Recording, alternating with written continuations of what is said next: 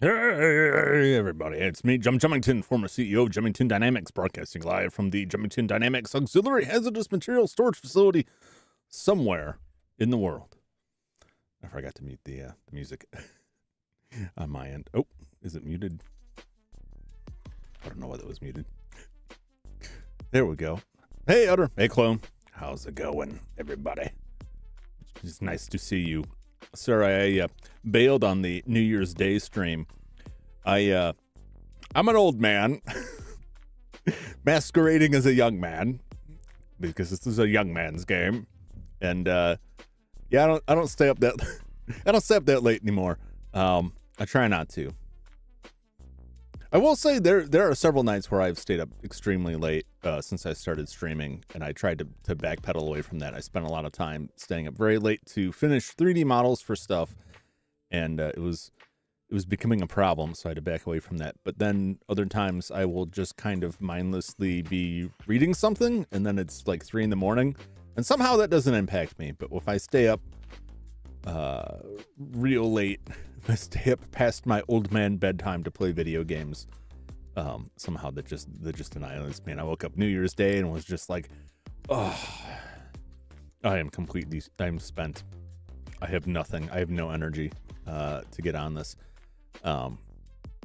Another reason, and I realized coming into this, I never really did much of like an intro video. It's a thing with a lot of like the VTubers where you come on and you're like, hey, I'm so-and-so, and this is the person who made my character, and these are the things I like and I dislike. I'm not making that goofy voice to make fun of them. I think that stuff is neat, but I did not feel like doing that. I thought if it comes to that, I will do that later. And that later is not now, not really. But there are some things I will discuss. So I really never really get into that. I just kind of trickled out some information about, my company that is bankrupt, and a little bit of detail, not too much, for legal pending lawsuit reasons. I didn't want to get into too much of what our company did, what we're involved with. I mean, some of it. We made this delicious protein slurry. You could ignore the warning on the label that says it's not for human consumption. It's not generally put for that, but that's it's an FDA thing. I have to put that on there because it's not tested for human consumption. It's for other purposes, but I'm living off it just fine. But it's the only thing I can live off of now, subject to the numerous reconstructive surgeries I've had. It's the only thing that keeps this old body going. Good enough for me. It's I'm not gonna say it's good enough for you. Also, you can't have it. It's no longer in production, and as I require it to live, I think you will understand why I am a bit greedy, and I want it all for myself because I need it. I need it to function. So you cannot have my protein slurry. But if you could have it, I'm sure it would be totally safe for you. Probably, possibly, maybe. It does contain some, aside from the protein, some specific enzymes that might impact human digestion. I don't know. We never got through the testing stages on that because, like I said, it wasn't meant as a food stuff. You cannot has. I do not want to know what this would do to human body by testing it on my beloved viewers That would be an absolute tragedy. And also, I cannot afford another set of lawsuits. So you're just gonna have to settle for some other company's protein-based canned energy source drink beverage. What's that other one? Soylent, which I find hilarious. And I don't know if this is intentional or if Soylent means something and I just don't know it. But Soylent Green, the movie about how they make food out of people because they've got a population problem and a food problem. And so they're like, well, let's just, you've got people in my food. You've got food in my people. And they just ground up some people and make them into some kind of food. Remember Soylent was like a cracker looking thing? I don't know. It's Charlton Heston movie. And that's about all I remember from it. I don't even think that I remember more of things that made fun of it and referenced it than I do the actual movie, right? Because I think the things that made fun of it would have him running out going, "It's people, Soylent Green is people," and I don't think he does that. I think it's like the end of the movie. They're like carting him away, and he's like half dead, and he just kind of whispers out like, "It's people," and you know the people next to him are like, "Oh no." Yeah, the Sweeney Todd route. Yeah. Anyway, yeah, that Soylent is like a meal replacement thing. There are some people who really need that. I've thought about that before all of this happened to me, and I was on this. I thought, I don't know. I'm a big fan of that sort of stuff. I mean, you see I've got the same clothes on every time you see me. It's not literally the same clothes. I have a dozen of this exact outfit. I stole the idea from The Fly, which supposedly got the idea from Albert Einstein. Brundle says on that, oh yeah, it was Einstein's thing. I just have identical outfits and never have to think about what I have to wear. I like that idea. It hasn't panned out for me socially because you can explain that, but like nobody believes you. No, if they see you and you're always wearing the same outfit, they're going to assume it's the same outfit, and they'll get like phantom smells off of it. Doesn't matter how daisy fresh you are, they'll claim it stinks. And they'll keep trying to like spill stuff on you to prove it, which is not fun. People keep spraying you with mustard every time they see you because they're trying to prove it's the same sweater every day, and they're like, you'll never get this mustard out. Like, no, I will never get that mustard out. Now I gotta go buy a new sweater. Quit spraying me with mustard. Jace. So here we are in 2024. There was a time in my life where I never thought I would make it this far. I don't know why. I'm not that old. I'm not so old that it was like a realistic possibility. Like, well, I just won't make it that long. This is my last Christmas. I guess I just, I don't know. I don't want to get grim. Maybe I just didn't particularly want to at that point in time. And was like, man, when 2000 rolls over, that's it. Obviously, I've made it much further than that, but I'm not one of those people that thought the world was going to end at one of those points. Although there were times where I wish it would. Although in an apocalypse scenario, I would not be really useful to anybody because all of the things that my skill set is based around would cease to exist, and I would be one of the first people to be cannibalized. I would not be the survivalist.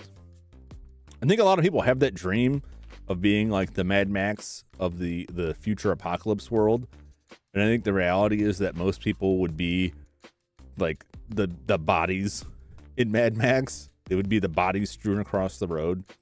I don't think most of us would make it in a Mad Max or Road type situation. Man, the Road that was grim. It's a grim book. It's a grim movie. Probably realistic. How did I get on this topic? Why am I talking about the apocalypse? 2024 coming at you. So I just want to do a quick stream to see how everyone's doing and say hello and welcome everybody and myself into a new year, and talk a little bit about some of the things I have planned for 2024 and some of the stuff I did in 2023. I tried to get my little drawing tablet set up on this computer and it didn't like it. So that's one thing in 2024 to get my tiny drawing tablets going on here. Not that I'm an artist. Don't be fooled. I'm not an artist. You can tell by looking at all of this. I'm not an artist. But I like to draw or write stuff on stream just for note purposes. But that didn't work out. So I'm just gonna be talking. Might throw a game up, random game later. So I'm trying to think how many games A Boy and His Dog, Highlander 2 are set in 2024. Highlander 2 is 2024? Highlander 2 is such a weird movie. Hey, something, how's it going? And Tom, welcome. A Boy and His Dog. See, I love that. I love that, like, I am happy to have lived long enough to have lived through most of the years that apocalypse movies have used for, like, this is the far future, the world will end. Like, no, I'm there, man. There ain't none of that's going on. My dog's not psychic. He's not talking to me. Even that thing with the lobster claws taken care of for the night cleaners last week, that thing didn't have psychic powers that I know of. It could have been speaking in a language I couldn't understand mentally, and I would just kind of write it off as the usual noise in my head. It could have all been an illusion anyway. Might not have had that lobster claw. Not crab claw, lobster claw. Got to keep that clear. I mean, it's not a lobster, but it looked like a lobster claw. Anyway, yeah, Highlander 2 is a bizarre movie, right? I don't think I've ever seen the Renegade cut of it that's supposed to put it more in line with the rest of the movies. I think the Renegade cut gets rid of all of the weird alien stuff where they're like the immortals. The people always call them Highlanders, and like that's not. They're immortals. I think that's the official term they throw from. They just call them immortals. Highlander is like Connor McLeod, like specifically because he was a Highlander from the Highlands. But anytime it's referenced, people are like, you know, one of them Highlanders, you know, they got to fight. There could be only one. Like, well, there is only one Highlander, technically speaking. Even before the head chopping begins. But yeah, they go from like, yeah, sometimes people die and then they come back to life and they stop aging and they're immortal. And then you have to play this game. What is the game? You have to chop each other immortal heads off. That's the only way you can die is by having your head chopped off. And once there's only one left, you will get, I forget what the prize. I think there's a specific, the quickening. The quickening will be yours. Or is that, because I think they turn from that to like the quickening just happens when you get that. Yeah, like the Predator. Yeah. So, well, then they like, yeah, I get what you're saying. Yeah, the Predator, they just call them all Predators, but they got an actual rib. Well, did they reference that name? That's in the Grogu Baby Yoda, yeah.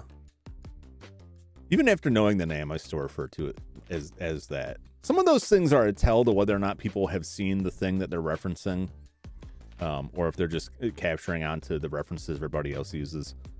I know a lot of people who know about the Highlander who've never seen the Highlander. Some of them are because I've talked to them about it. Yaksha. I think that came from the comics originally. But I don't think they don't really talk about them much by name. Maybe they do in Predator 2. But I don't think anyone calls them, they're like, well, they're hunters, well, they're aliens, they're monsters. Online articles and reviews, yeah. Yeah.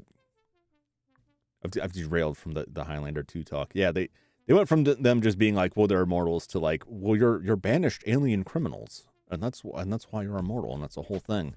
I think the Renegade cuts that stuff out because then they go back to Highlander 3, and I'm pretty sure Highlander 3 doesn't take place in the weird, like, ozone layer issue future of Highlander 2. I think they just kind of, like, they quietly forget that. But then Highlander 3 kind of cheats when it's like, oh, wait, there were other immortals. They were just frozen in ice. Is that how that works? I mean, they run into one of those problems where it's like the first movie ends and it's like, there is only one now. And then it's like, no, wait, we need more. We got to have more. Doctor Who is like that, where Doctor Who is like, I'm the last of the Time Lords. But they somehow keep digging up these other Time Lords. Like, or maybe it's exactly the last. Well, maybe it's not exactly gone. It's like, how many are you? Like, we kind of rode ourselves into a corner and had to make some new stuff up.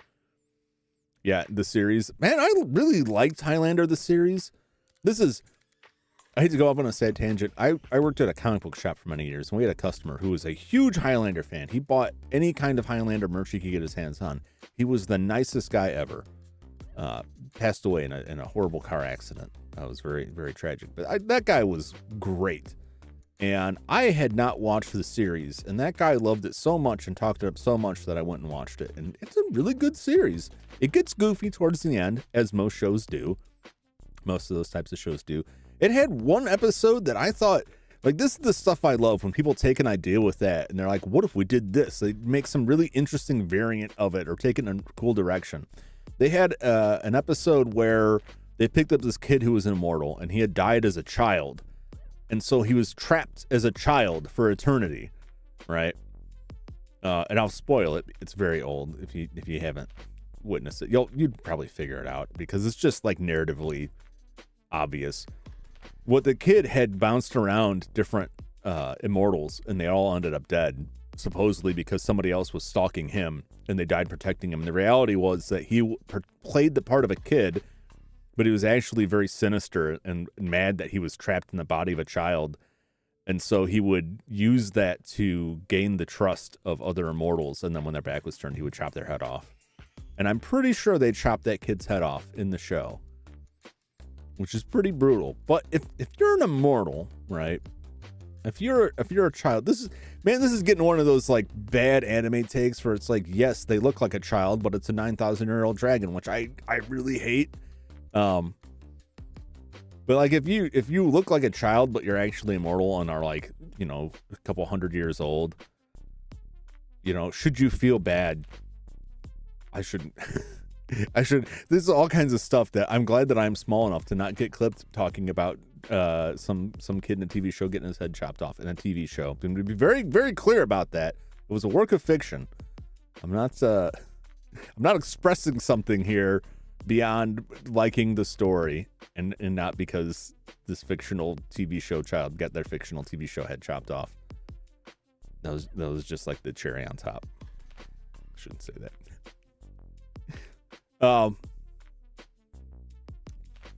Let me back up the track here so I can find where the engine that contains my thoughts rolled off and careened into the cliffside.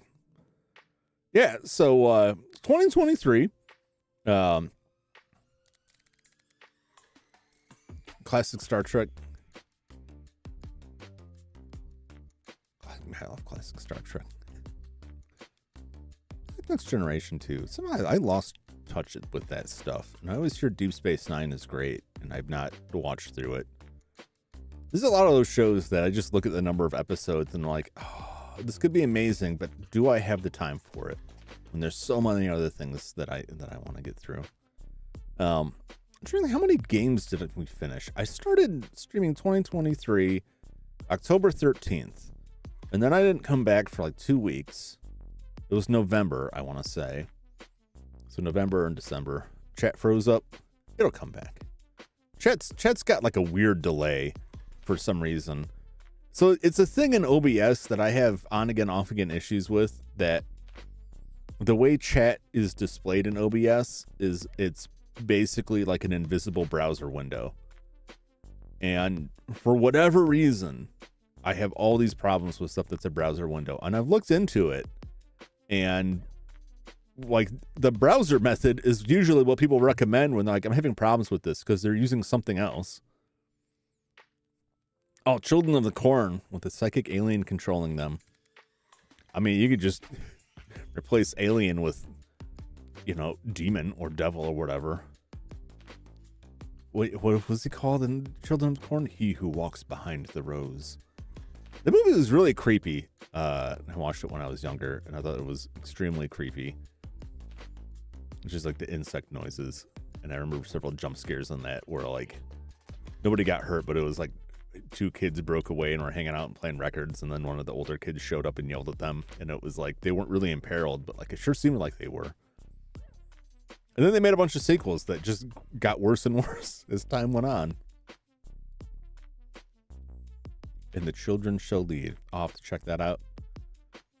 Star Trek has some like nice, solid horror episodes. There's an episode of Next Generation where nobody can sleep, and they're all having these bizarre dreams, and then because they can't sleep, they start having hallucinations. And like Beverly Crusher's in the sick bay, and there's all these bodies start getting up. It's just a hallucination, but the whole episode is like super creepy. That was a good one. So 2023, I was only there for like 2 months and change. And then you figure like, out of there for Christmas. That was kind of like the worst time for me to start, because it's right into the holiday season, and like from November through the early parts of January, it's a lot of running around and dealing with transporting people and making arrangements for different family members to come out and visit for the holidays, that somehow I'm in charge of all of that. Probably because I'm holding all these disparate threads of family together that like, they don't necessarily hate each other, but they don't exactly like each other, and it's nice to get everybody together, and they all want to get together, but nobody wants to actually do much of the work, or they're not able to do the work because, they're older and infirmed, and those people get a pass as far as I'm concerned. But it's nice getting everybody together. Don't hold it against anybody, but it just like saps my free time entirely. And the other thing that comes up is, and I don't like to dig too far into the behind the scenes stuff of real life Jummington. I've got some responsibilities beyond maintaining the hazardous materials here, and I'd like to keep it at that. Because I feel like there's a lot of stuff. I talk about the personal life, so much of it is, I don't want to overstate this, so much of it is bad. Not like I'm being beaten with Reed's Daily bad. Not like I'm bedridden and sick and in horrible condition bad. Just like a very mundane, not great, right? So I don't like bringing it up a lot or throwing it out there, because I don't want to feel like I'm farming for sympathy or whatever. I don't want it to be about that. But I do want to mention, like, one aspect is that I have a young nephew. Great kid. Love hanging out with him. Try to be a good uncle. Try to be a good influence. Don't always succeed. There's times we play a lot of video games where I'll just, as you do, casually run somebody over in a video game, or just shove someone off a cliff just to see if it works. And at that exact moment, I realized I probably shouldn't be teaching my young nephew these things, because he's just going to go do that. Because there's something with kids where you do something that's funny, and then they're just like, do it again.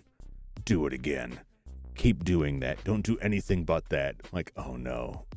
I'm building a monster in real time here. But his father, my brother, if he had picked up, that's how the relations work. He's got a day job, and sometimes during the school year, I gotta pick him up from school, and then I'll watch him, help my mom out. I don't want to say my mom's old, but I mean, she's old, right? I can say that. She's a grandmother, right? So I try to give her a break and help out, watch the youngin'. And when school's not in session, his father's still got to work, so he ends up spending a lot of time with the rest of the family, and I try and keep him entertained. So that takes some of the time away from stuff. It makes it hard to stream in the evening because, he's still around, and I don't want to just blow him off or stuff. So like around the holidays, it's like, I probably should like hang out with this guy. Plus I got him Spider-Man 2 for Christmas, and we've been playing through that. It's mostly he's been playing it. Sometimes he'll pass the controller off if he thinks he can't get through the boss. Most of the time I just tell him no, you do it, and he'll go do it. But there have been a couple of times where I'm like, yeah, maybe I will. Maybe I would, just because it looked fun. And then he'll yell at me because I don't know how to play the game, because I have not played it all, and he's handing me the controller at the final boss fight of the whole game. I'm like, I don't even know what the buttons do. And I'll still do better than him. But, he's doing pretty good. And he did finish the final boss. It was funny. He asked me if I would take it on, and I'm like, no, man, you got this. And then he immediately beat the boss. I was like, yeah, see? And he's like, wow, it was still hard. Like, okay. So that's why, like, sometimes my schedule may be a bit inconsistent, or I may have to drop off. That's also why I don't generally stream on the weekends, because I'm usually hanging out with my little bud. And even though, like, I can break away from that and spend some time away, I know he'll lose his mind if I'm like, all right, man, You can run the halls of my potentially haunted, abandoned, hazardous material facility. Now, I'm not entirely comfortable with that, first off, because of, the hazardous material part, also the potentially haunted part. I may find out he just has wandered in a hallway and has vanished and is extinguished from reality, as does sometimes happen. But don't look into that any further. But he would just be bored out of his mind and just be pounding on the door the whole time, like, "What are you doing? Are you going to be done soon?" So I'm just gonna head that off and not stream so much on the weekends, and then occasionally on the weekend, he may still be with his dad, so that I would have time to do this stuff. But that is also then when I spend time, ideally, trying to work on other stuff. So that's the juiciest bit of background stuff you're gonna get out of me from this. Robert Bloch wrote an episode of Star Trek. That shouldn't surprise me, because a lot of those people were writing for a lot of TV. Like Harlan Ellison, wrote a lot of TV. Harlan Ellison, has, I think, a pretty strong case that the plot of Terminator is a ripoff of an Outer Limits episode. But it's also like somewhat generical. But see, Harlan Ellison and some other people have fought a lot of battles about stuff like that, where they had like a really legit case that they had put the story in front of an executive who said no, and then that executive went on to produce a show very much like what was written there. It's hard to say, no, he didn't rip him off. Scotty is knifing woman. Oh man, I cannot imagine that. Though I'd like to see that. So excuse me a second.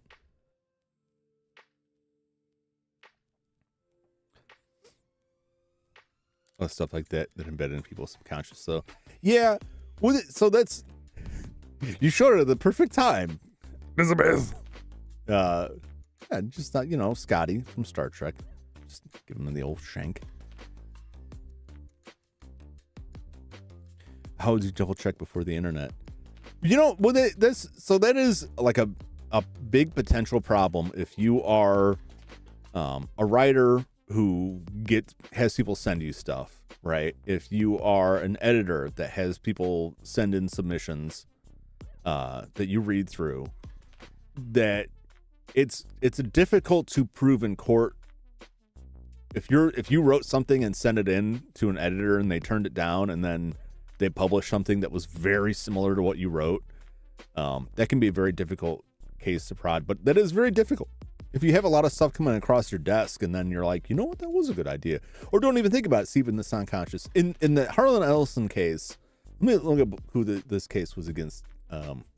There's some videos on it, and I would suggest, if you are interested in it, if I can spell his name, to look into it, because it was like the same story got sent to a guy who was an executive at one network, and he turned it down, and they sent it to another network later that guy had incidentally recently moved to, and he turned it down again, and then that guy produced a show that was, too close to say coincidence of that show.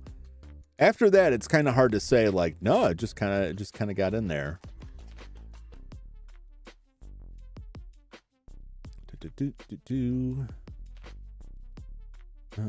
Controversies. He's got a lot of controversies. Look at the Wikipedia. He's got many controversies.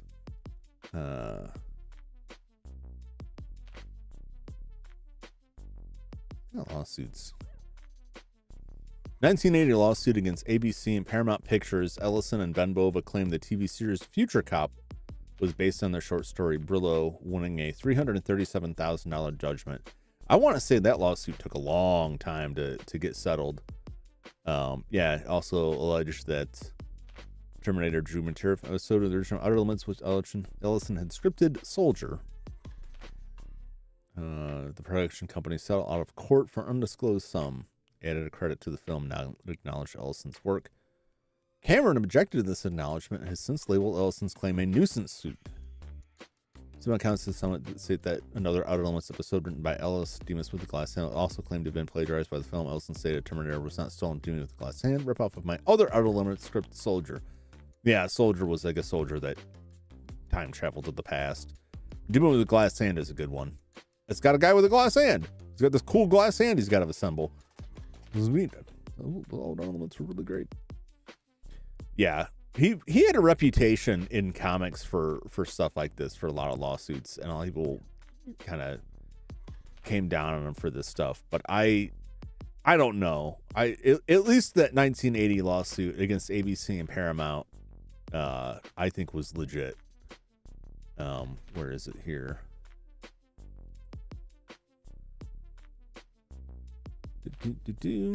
Elson Boba. I'm trying to find national idea to written, presented to ABC. It doesn't say in here. Yeah, but they had presented it to ABC, and ABC turned it down. And then the guy who turned it down went on to go to Paramount. So when they sent it to Paramount and they turned it down again, and then they made it, it's kind of hard to say, no, we didn't get that. But, you know, some of this stuff, like people time traveling back, I don't know. There's always like a first. And then if everyone jumps on and says like, well, that ripped this off. It's touchy. But those cases are like really hard to get out in court. And they usually settle out of court just to get it out of there so there's not like a precedent set for things. Intellectual property law is touchy, and it's made all the worse by all of the extensions that have been added to copyright and a lot of things that support big companies and not necessarily creators. I'm sure everyone saw the news that Steamboat Willie, Mickey Mouse and Steamboat Willie are now in the public domain, except that you can't really use the music from it because parts of that are trademarked by Disney because they still use it for like an animation intro or a logo or some such. So it's not entirely out there, but they fought for a long time to keep extending copyright out, which is bad because there's a lot of things that should be in the public domain that nobody who reasonably worked on is profiting from because they're long dead. But I think that copyright and all that stuff has value applied reasonably. I think it's not applied reasonably. Patents are another thing, and I think there's a point where you've patented enough basic things that, like, 2024 plans include Euro Truck Simulator 2 content we came here for. You really want to see Euro Truck Simulator? I'm not necessarily opposed to it. I was going to play a truck simulator game. It was an old one called Hard Truck 2 that I played way back when. I think it was the sequel. I have to dig it out somewhere or rebuy it. There's a lot of games that I just end up buying off of GOG because I'm not willing to dig out the install CD and wrestle with like an ancient game to try and get it to run on a modern computer. Yeah, this game was in 2002, right? That's 22 years old. There ain't no way that's going to run Windows 10 or 11 without a bunch of headache. But if I buy it off of GOG, you know, I'm pretty confident this stuff will work properly. Although I did just buy Max Payne, and apparently I've got to run a bunch of crazy-ass third-party patches to make that work. Spoiler, I'm going to play Max Payne and Max Payne 2 this year. Probably soon. I'll probably start playing Max Payne next week. Because after RoboCop, I got a taste for blood. I want in on those shooters and roll those into the rotation. Hard Truck 2, yeah. I bought Hard Truck 2 back in the days where you could buy computer games at Walmart and they had a shelf of like $5 about a young up-and-coming window washer. Possibly. A different kind of pain. But that would also be painful. Yo, Crosby, what's happening? Welcome. So I bought this game in the early 2000s when Walmart, you could buy computer software from Walmart, and they had a end cap that was like $5 games and demo discs. It was mostly demo discs. Anybody remember that? When you could buy demo discs? The internet wasn't yet quite fully around enough. It wasn't yet really a mechanism to get demos. So you would subscribe to like PlayStation Magazine or Xbox Magazine to get demo discs they put with it. Or you'd get really excited when a game had a demo that was packed in with it. I know someone who bought Dino Crisis off of buy.com when it was still very new, and buying things off the internet was kind of considered very shady. He never received his copy of Dino Crisis And the only reason he wanted it was because it was supposed to ship with the demo of Resident Evil 3, which came out later that same year. Close enough to it that it was like you could just wait. Just wait till Resident Evil 3 comes out. Not that Dino Crisis is a bad game, I'm told. I haven't played it. It'll be somewhere in the rotation. I will play it eventually. But to buy that just for the demo, that's how crazy people were about it. But you used to be able to buy demos or smaller games that would be equivalent to the kind of stuff you get for free on a cell phone now. And I bought Hard Truck 2 for $5, maybe $10 as kind of a joke. And my friend and I played it. My friend got so into it that he went back to Walmart and bought a steering wheel controller. I know there's got to be a term for that, but it's got the steering wheel and the pedals, gas and brake pedal, to play the game.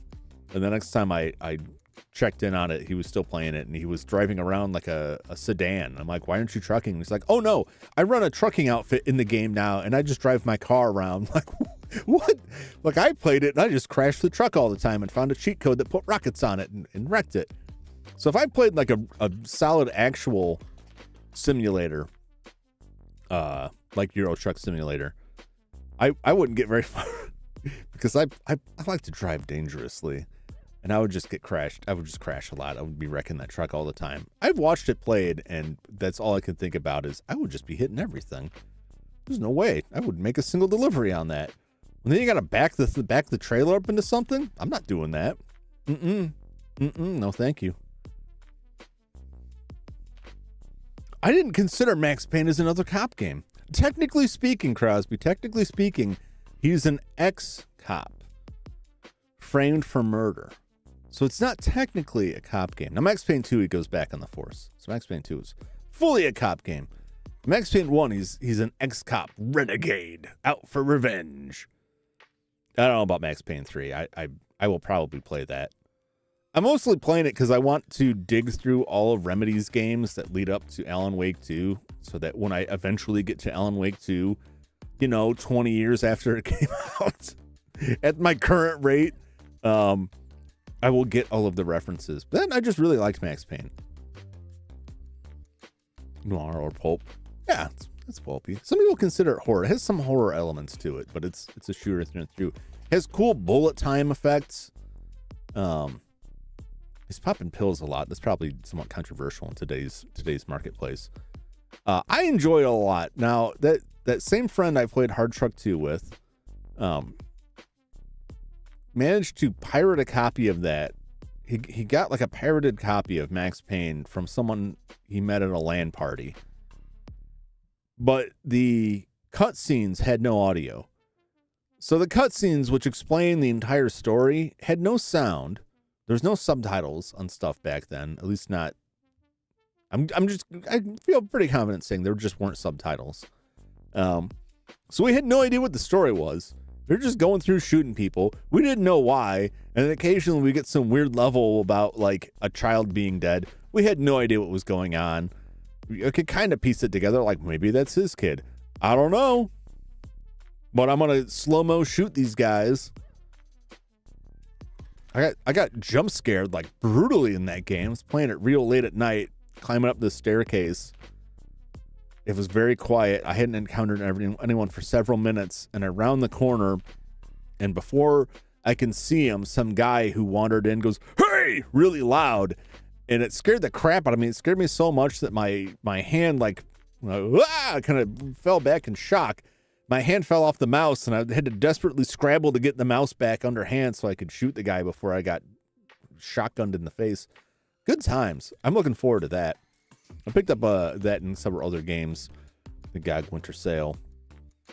And like I was saying earlier, like many of them are games that I already own that I just do not want to trouble with because I have the original CD from when they first came out. But trying to get that stuff to run can be such a headache. I just don't want to deal with it. But even when you buy it from legitimate sources, sometimes it's just like, yeah, this ain't gonna work. Like this is broken, and the people who released it will not fix it. And then someone else fixes it, but then you got to install something that is very suspicious off the internet. I'm not always a fan of that. but like this computer is pretty separated from everything else I have going on, and it's set up in such a way that, generally speaking, if something comes up and like completely destroys it, I'm just gonna get out of there. I'm trying to get the original Sims to run. Oh god, yeah, PC games are rough. That stuff can be rough. You know what the worst stuff is? Were games that required accounts with services that no longer exist, right? Or games that were only multiplayer, but they relied on something like GameSpy that doesn't exist anymore, and they never updated it to change to something else. Games for Windows Live was another thing that I don't think that's quite around anymore. Yeah, some of that stuff has just gotten like terrible. Like, I don't like having to have all these different launchers for everything. I will say I've got like the Epic Games launcher. I don't think I've installed on this computer. I have a couple games from Epic Games. I haven't paid for any of them. I may have bought one. No, I didn't. I bought that somewhere else. When you sign up and they keep giving you free games, and that's the only reason I check it out. But I don't think I played any of them. The job for AI, bring back dead multiplayer. There are a lot of efforts towards that. The problem is that if you try to bring back, like if you're a World of Warcraft fan and you try to bring back old servers for it, a lot of times if the game's still around or they have some new variant of it, those companies will, cease and desist you, and they'll get that stuff shut down. A cooler option is when people go through and remake the game with open source assets and rebuild it. People have made there's an open source clone of Diablo. There's an open source version they made the Quake 3 source code open source. And I know some people that worked on that. There's still a Cities of Hero fan server that I think has the blessing of the original publisher that I believe is still around. Matrix Online would be really cool. That didn't last real long. I heard a story the other day about a bug in Matrix Online that all of the pigeons migrated to a single point, and they all like every pigeon in the game was in one point, and it would cause all kinds of problems if you walked into it. It was like the pigeon singularity. I did not get to play that. I'm gonna look this up. City of Heroes Homecoming. Homecoming private City of Heroes server. Yeah, this was just yesterday, this news story. Beloved Superhero MMO fan server gets an official license. NCSoft City of Heroes fan server Homecoming have come to an agreement. Superhero MMO, this is from Polygon. Superhero MMO RPG City of Heroes was officially shut down at the end of 2012. Group dedicated fans never gave up on the game, and over a decade after the official servers went dark, the biggest fan server has been given an all clear via a license from NCSoft, which is a massive relief for players. Homecoming was built off the original game code, which was uncovered in 2019. Server not only restored the original MMO content, but included new class features, mechanics, quality of life updates. Homecoming has covered its costs off donations. Playing on the server is free. However, players had existed in sort of limbo, waiting to see if the corporation with legal rights to the content would muscle in and shut the party down. I think this is very close to a lot of people's arguments over older consoles and older games, that if they don't offer, console makers don't offer backwards compatibility or way to play their classic games, that there shouldn't be any big pushback against emulation or piracy for it, because there's no way you can legitimately get it. But companies have to fight their copyright and trademark and all that stuff, so they can't just turn a blind eye to things. But they could officially recognize some stuff. I think Nintendo always shuts down those Nintendo fan projects, which at this point I would say just stop making them. Spend your energy on something else that a game company will be more friendly to, is my view. I think those Nintendo fan projects are great, but Nintendo certainly doesn't appreciate them. So, go do something else. That's my take. And I just kind of cold, but yeah, man, you're just going to get shut down anyway.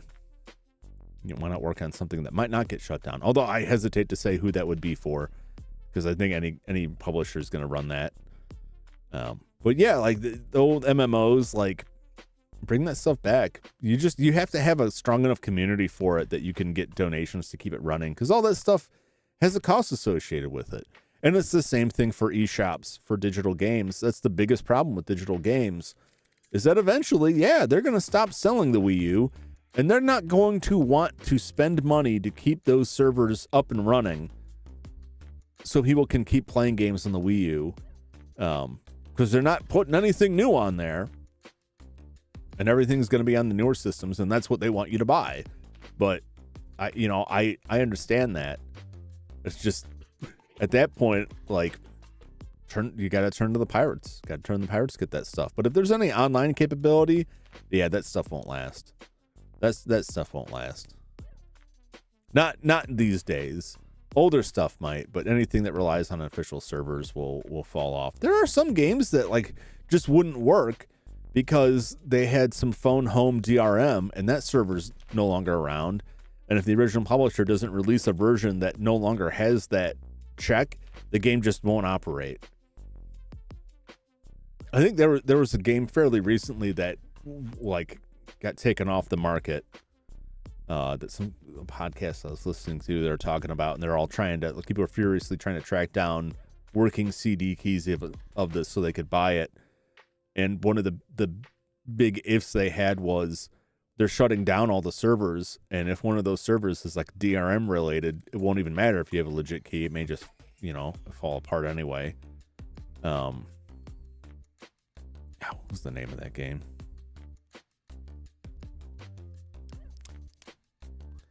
Syndicate?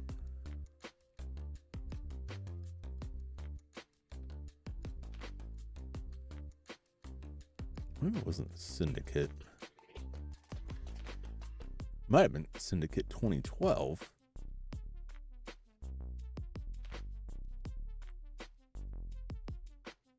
It might have been Syndicate 2012.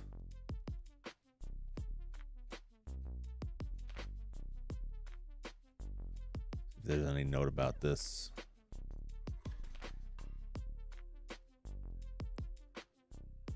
Syndicate 2012 soon be losing its online features on PC, PlayStation 3, Xbox 360.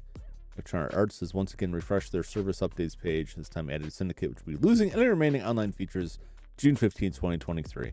So people were like desperately trying to track down copies of this game before everything shut down, before they stopped listing it.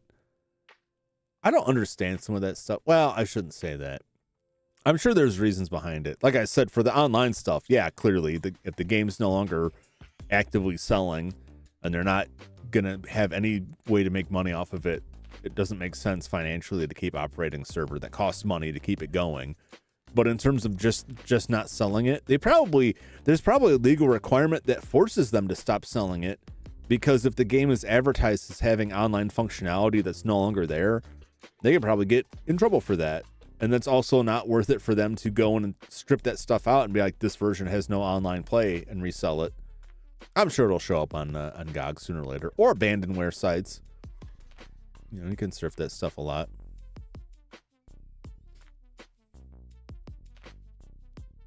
Yo, Maniac, what's happening? So, been a while. Yeah, it's been a week. No, less than a week. I was here Sunday, right? God, I can't keep track of the days. Everything just kind of blurs together. What was I even talking about originally? I get so off onto weird tangents, and then I can't follow my path back. Oh, yeah, that's one thing I got to do this year, is actually like get back to trying to fabricate schedules. I will say, generally speaking, I am going to try to maintain a schedule, a consistent schedule of Monday, Wednesday, or Monday, Tuesday, and Thursday, and possibly Wednesday, but Monday, Tuesday, Thursday is like my primary, the primary days that I will be streaming. The reason that I scale it back and probably won't do a full 4 days of streaming again is that I keep finding myself running short of time to do background stuff, like all the game stuff. Like, you know, I could pull out like my NES here. See if this all breaks. Every time I add something new, I have to redo a bunch of this stuff, and occasionally something breaks. Yeah, that's still such a goofy, simple thing, but I'm so proud of it. I'll look back at that in a year and be like, oh my god, it's terrible. But yeah, like I started out like I'm going to make these consoles. And then as the consoles, like the NES is not a very geometrically complex system. A lot of flat edges, a lot of fairly easy cuts. And it helped that there was a full-on tutorial on YouTube that I followed that walked me through most of it. All the animation stuff, I put that together myself. That wasn't part of it. So I can at least say, like, I recorded that sound myself off of my NES, which is currently in pieces on the table, awaiting surgery.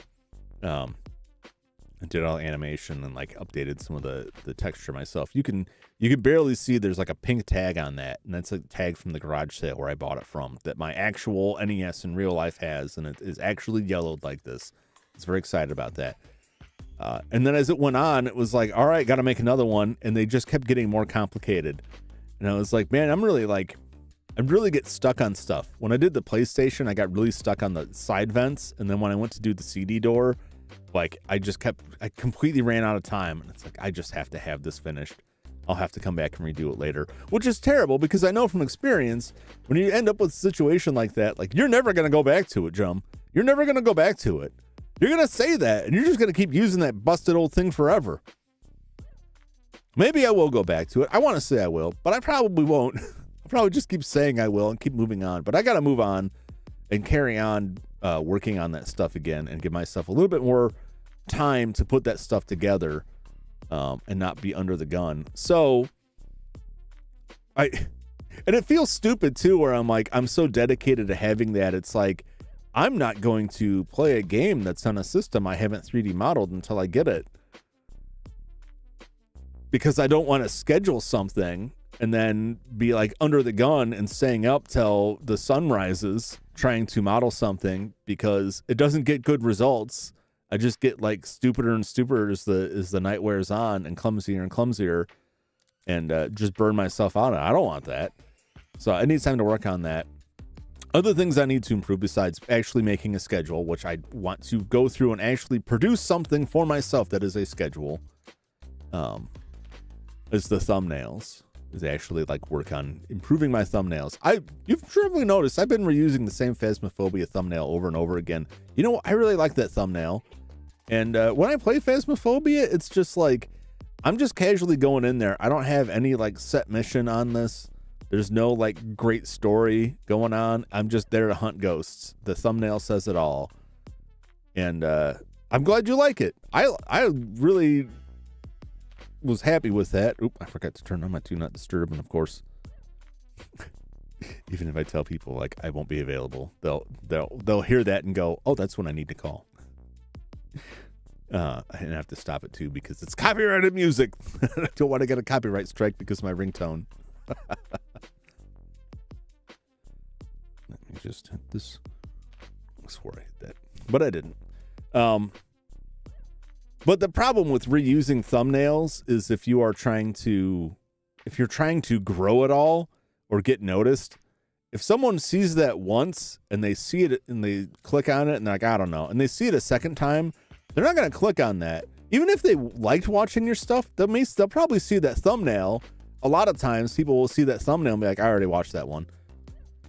Like it won't even register. Even if I put a different title on, I don't think it'll click well enough. But I'm okay with that for the most part. It's the same for the Mario RPG. Just because that one is so long that I was like, I don't want to have to make a new thumbnail every time. Like people know what they're getting. I don't want to get in the habit of that.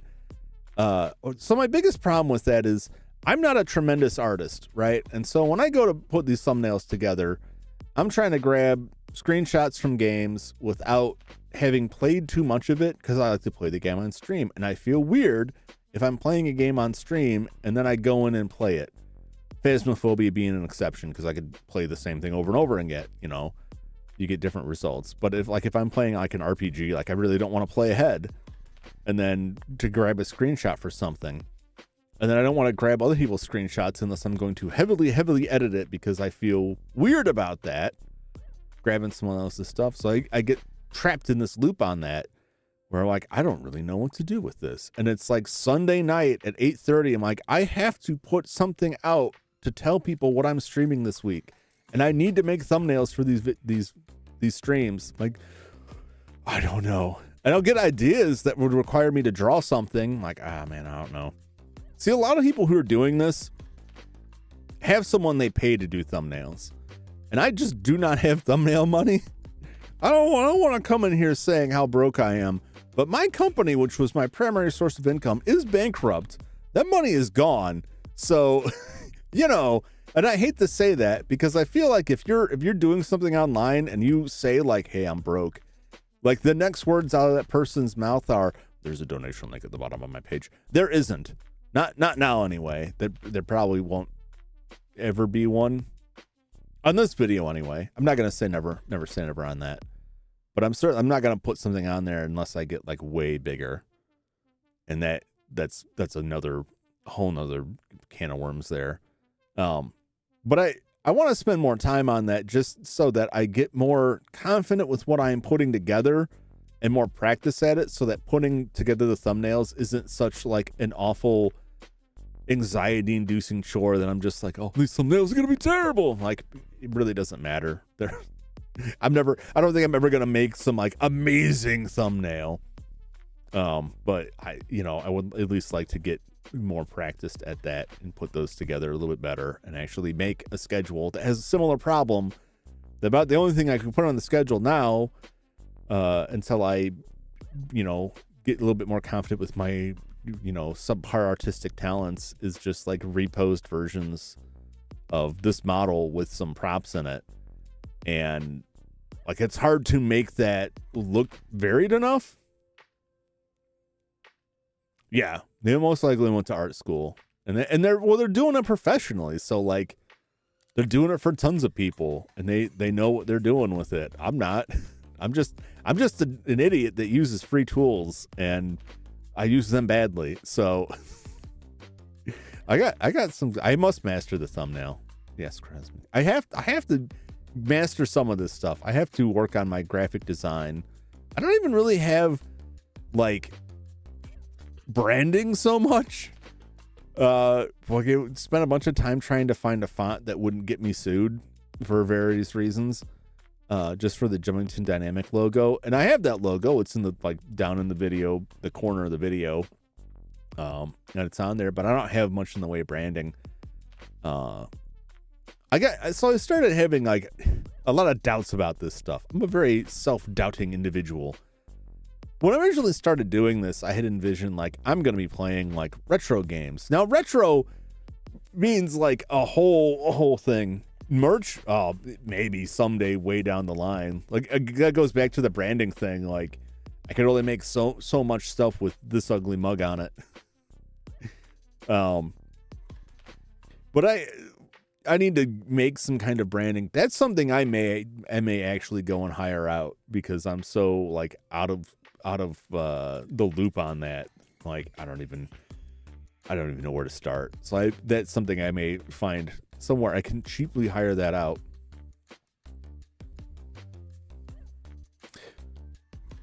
Well, so like I couldn't sell anything with Phasmophobia on it, because that belongs to those folks. But someone could certainly Photoshop something and throw it on Redbubble without my knowledge or consent. And while I can't really stop that.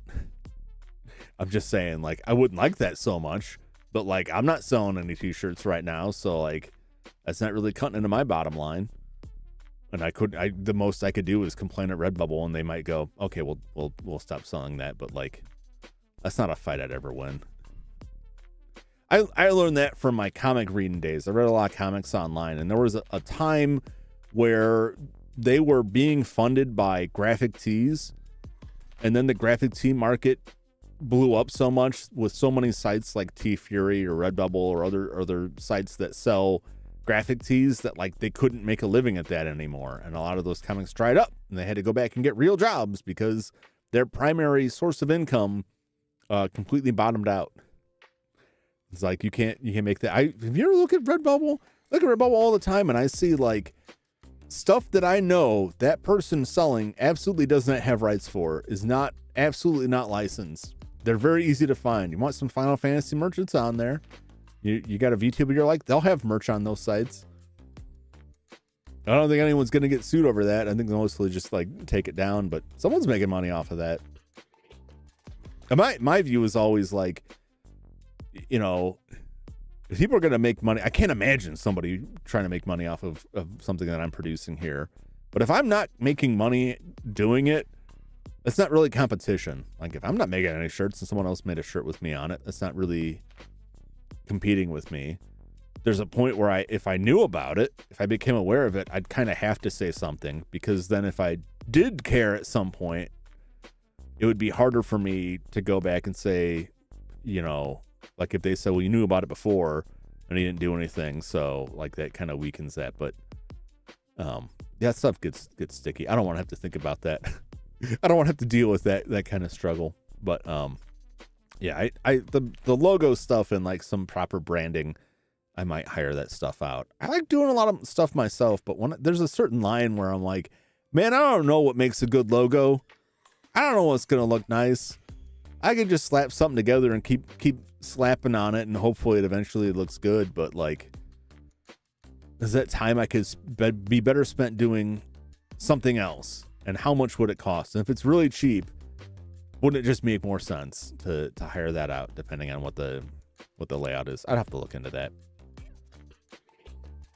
So go back to 2023. I played not a ton of games, but then again, I didn't start streaming until the latter final couple months of the year. Let's see how many games I finished here.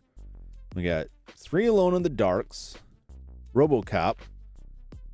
That's 4. Clock Tower is 5. Sweet Home 6. Die Hard Arcade.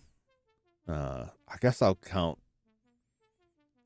Sleigh Bells, the less than an hour long game. I'll count that. So that's 8. Officer Cleanup Detail. That's 9. That's 9. Is that it?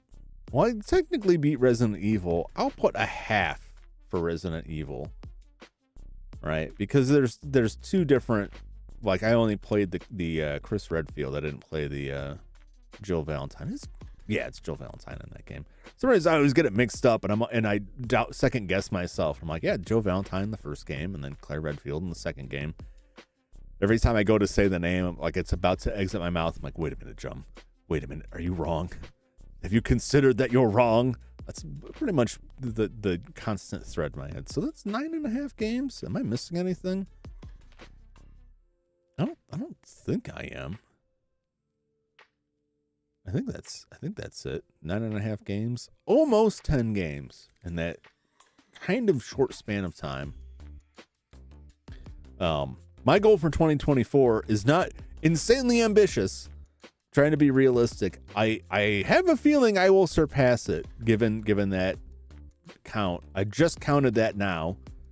Some reason I thought it was less. Kept undercutting myself. I would put like if I want to finish at least 25 games in 2024. I think I can do that. 25. I'll set that.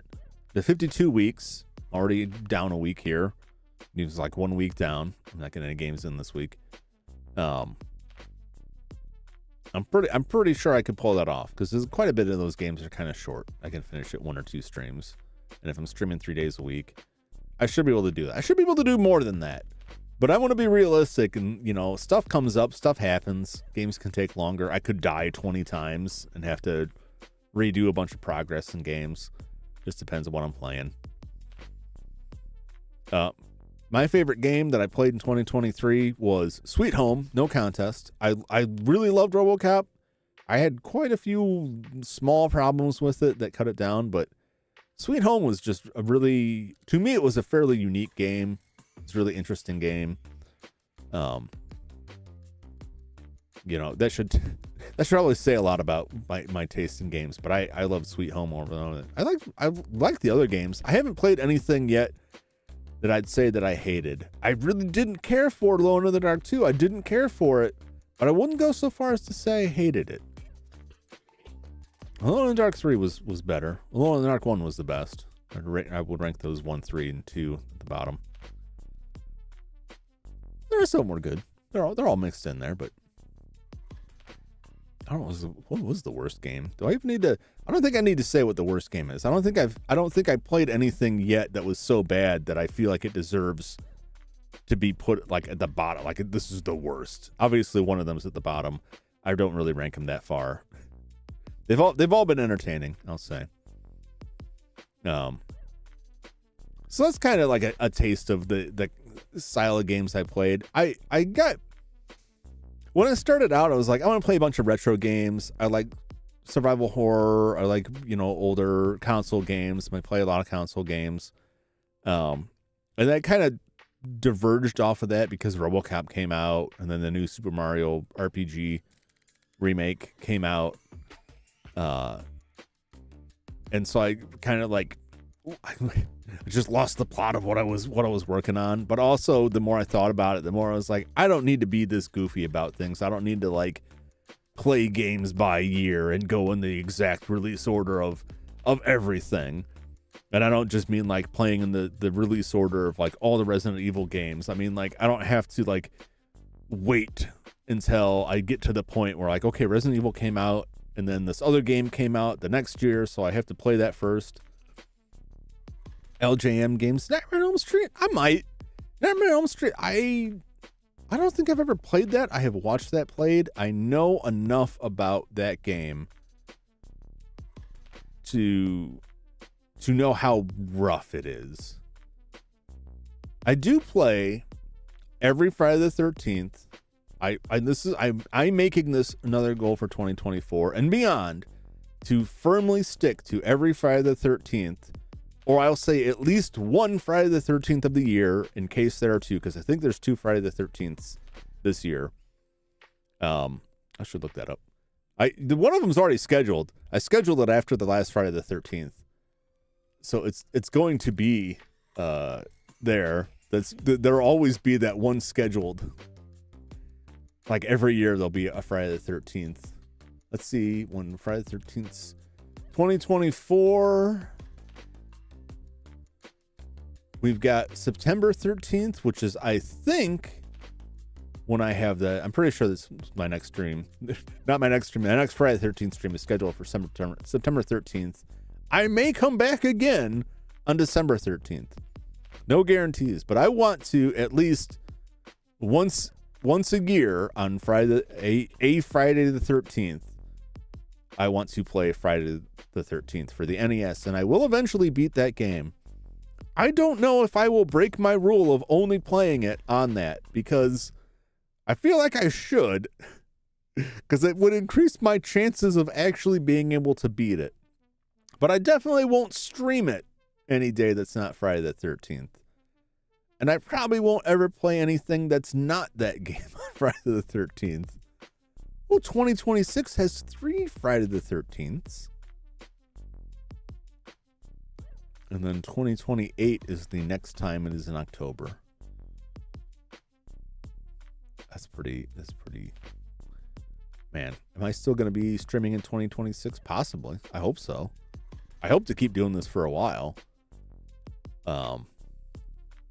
So that'll bring me to my next point. Like, I've been doing this for a couple months now. I'm kind of getting the feel for some things. I have hit some technological roadblocks on things.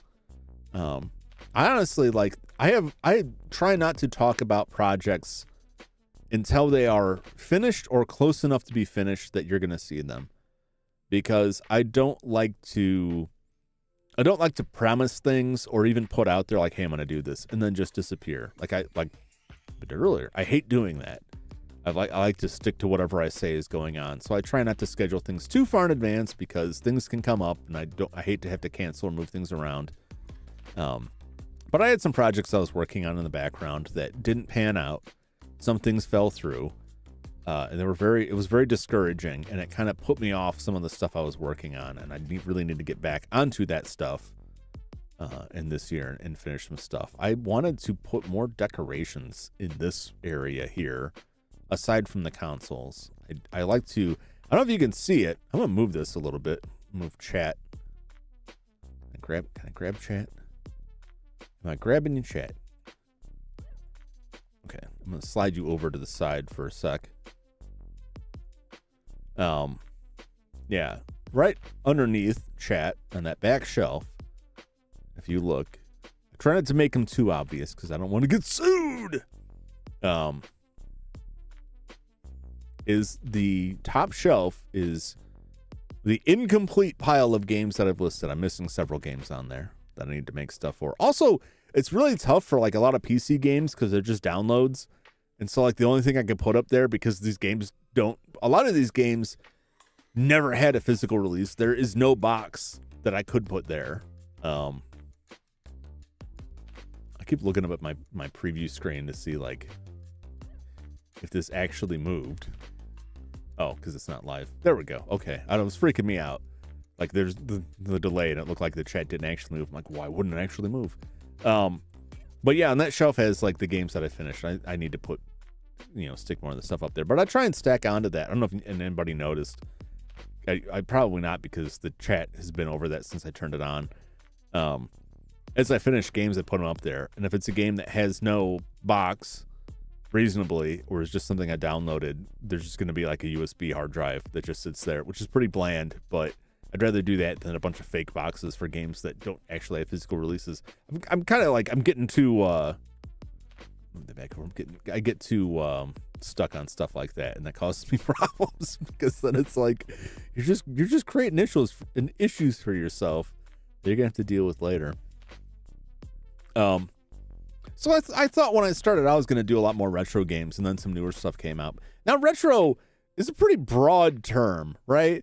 Now, when I think of retro, the first thing that comes to mind is like really old stuff, like NES and Genesis and PC Engine, maybe PlayStation.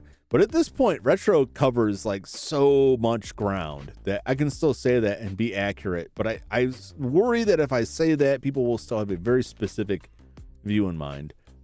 I have games planned out, not firmly planned out, like I can't give you firm dates on stuff, but I have games planned out up to the Xbox 360 and PlayStation 3 era. I have newer stuff than that too, some PlayStation 4 stuff and some new stuff. I'm not opposed to new stuff.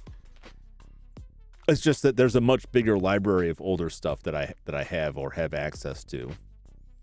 So that's why most of the stuff is on the old side. When I had a list that I was putting together in a spreadsheet, which is not the best place to put it all, and I was throwing a bunch of formulas in there to sort it by year and system and genre. Let me tell you, that year part was a real headache of going through and Google searching. There's got to be a list of this stuff I can download somewhere. I should have thought of that first. Someone's got to have a database I can pull, because I was just manually typing this stuff in based off of search results from Google. And at the time I was working on it yesterday, there was like 450 games in this list. And so, and the Excel was like struggling when I started putting the formulas in, like, all right, sort these by year. And it was like, it was giving me some grief. The year 2000 had the most, which I thought for sure it would be something in the 90s. Did you know that from, what was it, 1986, I think? When did the first Mega Man game come out? Mega Man 1 to 6, like, there was a new Mega Man game every year until Mega Man 7. Yeah, 87, that's when it's listed. 1987. All right. Yeah. So from 1987 through 1993, there was a new Mega Man game every year. New mainline Mega Man game. I'll say that. Which is crazy to me to think about a game, like how long it takes to develop a game. If they made a game and then a new one came out a year later, I feel like that's kind of unrealistic in a modern context, unless they were already working on it ahead of time, or it is a very like flimsy sequel. That's nuts. But I also know like those people were like sleeping in the office. They were putting major hours into doing that stuff. Yeah, all the way up till 6. The Mega Man 7, they skipped a year. Instead, we didn't get a mainline Mega Man game in 1994. We did get a Game Boy game. We got a Genesis game. And we got Mega Man Soccer. You ever played Mega Man Soccer? He plays Dr. Wily in a robot suit, and he is the most powerful kick in the game that can blast through pretty much every goalie. So if you ever play that game, just put Dr. Wily on there, give him the ball, and blast through the goalie. You're probably going to win every time. Unless they have Dr. Wily, who's their goalie. He can stop it. It's a very strange game.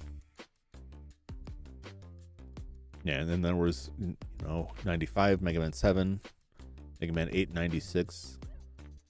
And that's pretty much it. Yep. So we didn't really get another mainline Mega Man until like way down the line.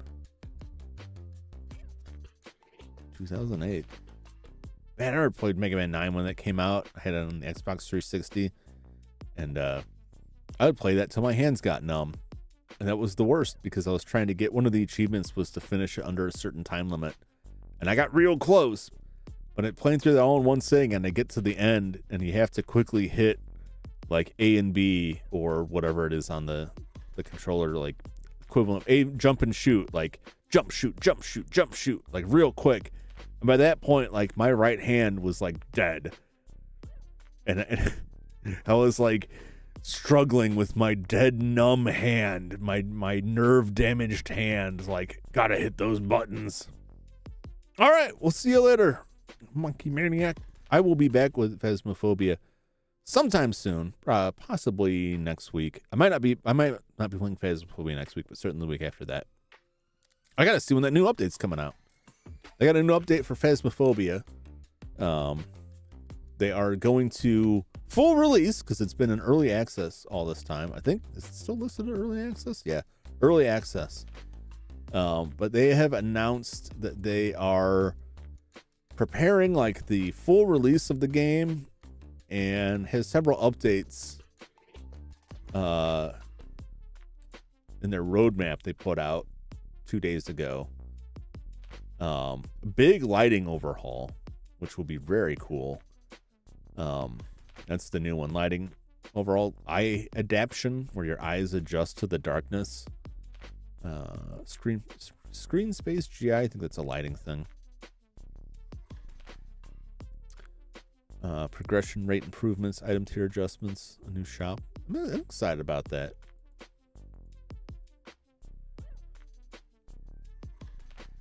Tell us to do some of the game fade into the Skyrim intro. That's a good bit. That is a good bit. I should play Skyrim. When I was doing YouTube videos before, I was teasing doing a Skyrim playthrough, and I got so busy with life. I've mentioned before, I just couldn't do it anymore. But I made a promo. I think that promo might still be on my channel. Skyrim Fist Revolution. I'm not sure if it would still work. It relied on an exploit in the game where you could build your stats to ridiculous levels, to the point that if you it relied on iterating out, like making a potion and then making a magic item that would make the potion more powerful, that would make the magic item more powerful. And you went through this loop, you iterated this loop, and like it would make your stats insane. But if you went too far, it would get overflow errors and you'd crash the game. So you could get up to the point where your health was practically limitless and your base damage was so high you could one-shot everything in the game. And then I just ran around wearing nothing but a chef's hat, punching things. My unarmed attacks were unbelievably powerful, and I just wailed on stuff, and I was gonna do a playthrough with that. I don't know if I would do that.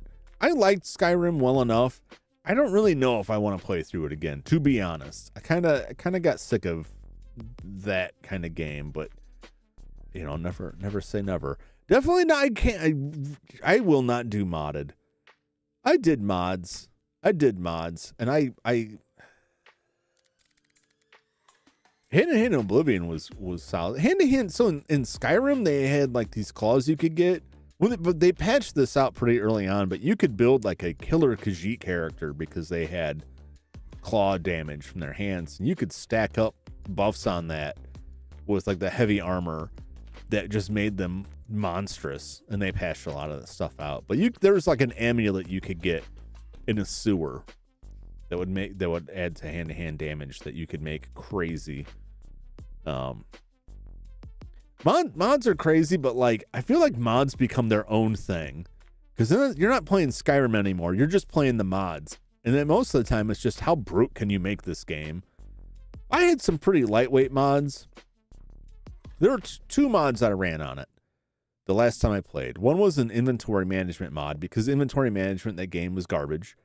And I'll say that about pretty much every Bethesda game. Their inventory management is hot garbage, and I don't think they've ever gotten better. I haven't seen much about Starfield. I can't imagine it's better. It was always awful. So I had a mod to manage that. And then I had another real basic mod that replaced dragons with Macho Man Randy Savage. It was real simple stuff. Now, the game updated, and I didn't realize it, because your defaults when you have games installed on Steam is when an update comes out, it just downloads and installs it. It doesn't tell you nothing, right? And it updated, and of course those updates just completely break stuff with the mods. Well, everything was going right, but occasionally I'd be wandering through the wilderness and find like a bear or a troll that had spawned halfway stuck in the ground or halfway stuck in the environment. And I was like, weird, that's weird.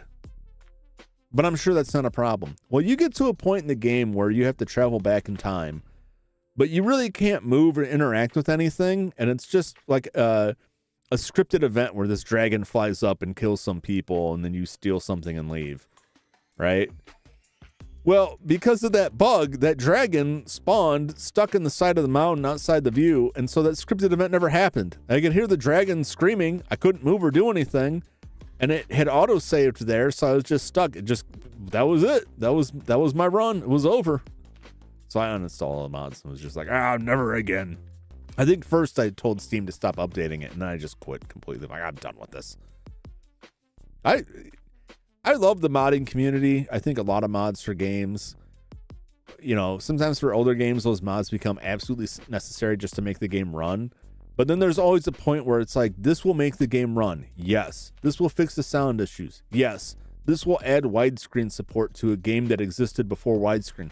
Yeah, I don't know. That's probably going to screw some stuff up. That's probably not going to play right. This will also replace the textures with 4K textures. The game wasn't really made for that, and that's not really what I'm going for. This will also make it so that you don't have to reload the gun, because we found that really annoying. Okay, now that's kind of going too far. We also added in 20 areas that were deleted from the original game. I'm not so sure about that. And it just kind of goes like way out there. The Civil War mod? Oh my God. But I assume that's like the civil war between the factions of Skyrim, and not that it put like the Confederate States into Skyrim. That's the first thing even though there is a civil war happening in Skyrim, when I read that, the first thing I think is Ulysses S. Grant and Robert E. Lee like confronting each other in Skyrim. Yeah, some of those mods go crazy. Some of them look cool. But I feel like every time I see people talk about mods, it quickly grows. Like, yeah, here's this mod. I added this. It makes it more interesting. And then the next time you talk to them, their mod loader has like 20 mods and stuff's half broken. And Sonic the Hedgehog is there. And Master Chief. I just kind of lost interest stuff. Rebel yells instead of dragon shouts. Isn't just the dragon shout is just a rebel yell? Because you are the rebel. The Dovahkiin. That is the bar none, the most aggravating part about that game is that you're this legendary figure that's returned, and everywhere you go, there's some douchebag that's gonna be like, "Oh, you think you're special just because you know some magic, bruh?" Like, come on, man. Like, I don't need everybody to be kissing my butt everywhere, but like, oh, you're supposed to be that tough? I bet I could shake you in a fight. It's like, man, I could kill you by shouting at you and throw you miles, except that you can't die because you're a guard and you never actually die. But like, I get one shot you every time. Put some respect in that. I don't like games that sass you. I don't like games that sass you and then you're just like, well, I guess I really can't defeat this guard because the game said so. Aggravating. So that's one of the reasons I want to go back and play it. I'll get too mad. Get too mad at everybody. The guy who insists on battling you so he can die a tough guy death. That was I just sort of played, mostly watched my nephew play Spider-Man 2, and that was like this whole deal. Like a lot of the plot revolves around Kraven, who is hunting supervillains, but really what he wants is for someone to kill him because he's getting old. It was kind of ridiculous. The game's pretty good though. Game's pretty good. Not a game I would probably play on stream this year. I might play it someday. I didn't play the first one. I should see. That goes on sale a lot. I don't want to say I'm one of those people that only buys games when they're on sale, but I frequently buy games when they're on sale because, like, I paid full price for RoboCop. I don't really feel bad about that, right? But I looked at it yesterday and it was $30 off, and I'm just like, man, I feel like a sucker now. I could have had that $30. That $30 could have bought more games. Why didn't I wait? But I get stuck in like, I don't want to only buy games on sale because like what if I really like the game? Because you never know until you play it, right? So you're always taking a risk. But like, if I really like this game, I want to support the people who made this game, ideally. Even though I know that the money gets cut up and goes all over the place. I want to support the people who made this game so that they have money to pay themselves to go on to make another good game I want to play, right? And if you only ever buy stuff on sale, it feels like I liked it, but not enough to pay you what it's worth. I liked this game, but only for $5. But at the same token, right? Then you must feel this like if you I have a strange I find it strange, or people have told me it's strange, like morality issue with some of this stuff that I don't think needs to be there, and it just makes me feel like a capitalist bootlicker. But I want to make sure people get paid. I want to make sure people keep their jobs, you know? But at the same time, I feel like a sap if I pay $60, $70 for a game and then a few months later it's on sale for $10. It makes me feel like, why should I ever pay full price for a game? Why shouldn't I just wait for all of them to go on sale? You know what I mean? I don't know. I think that's a pretty like normal, sensible view. That's like economically, it makes more sense. If they're going to put it on sale, you should put it on sale. The downside is, right, if it's something that like, yeah, this was really cool, but they stopped making it because nobody bought it. But now you can get it real cheap, but good luck getting support because no one wanted to buy it until it was on sale. Like, well, that kind of backfires. I'm gonna get rid of the NES. I got the NES out like I'm gonna play something. The Jum No. I don't know if you can even see that. I'll pull that back out there. Trying to not infringe on anybody, so all of the consoles they do not reference the actual company. So there's a Jum No entertaining system, right?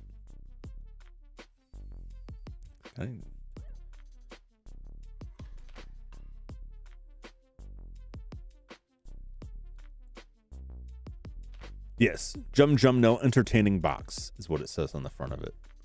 And I zoom in with my fragile old eyes. I don't put it back away. I don't want to be misleading. So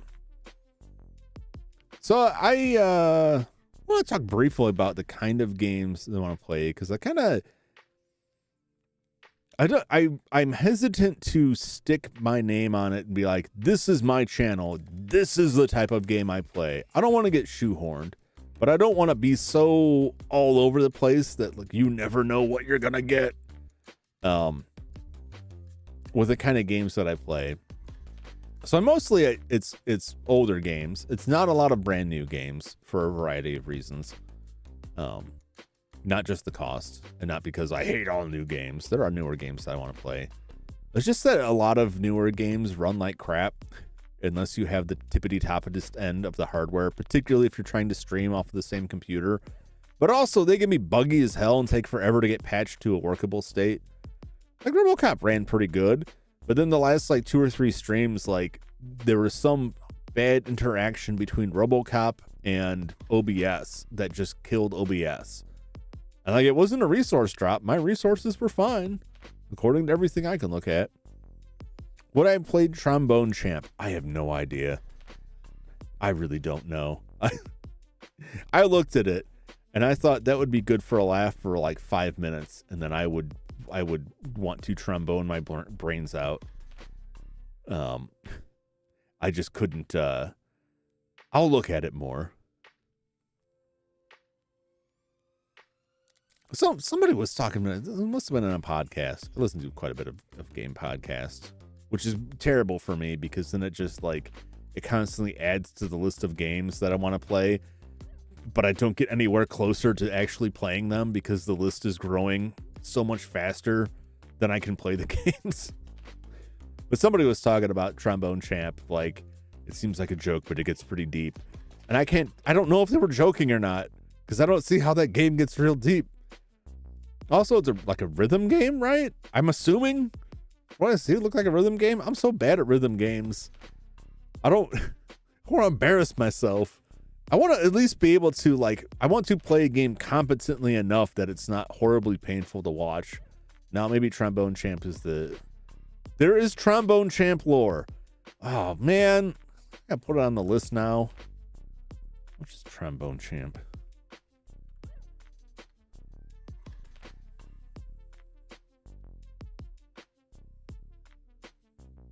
$15.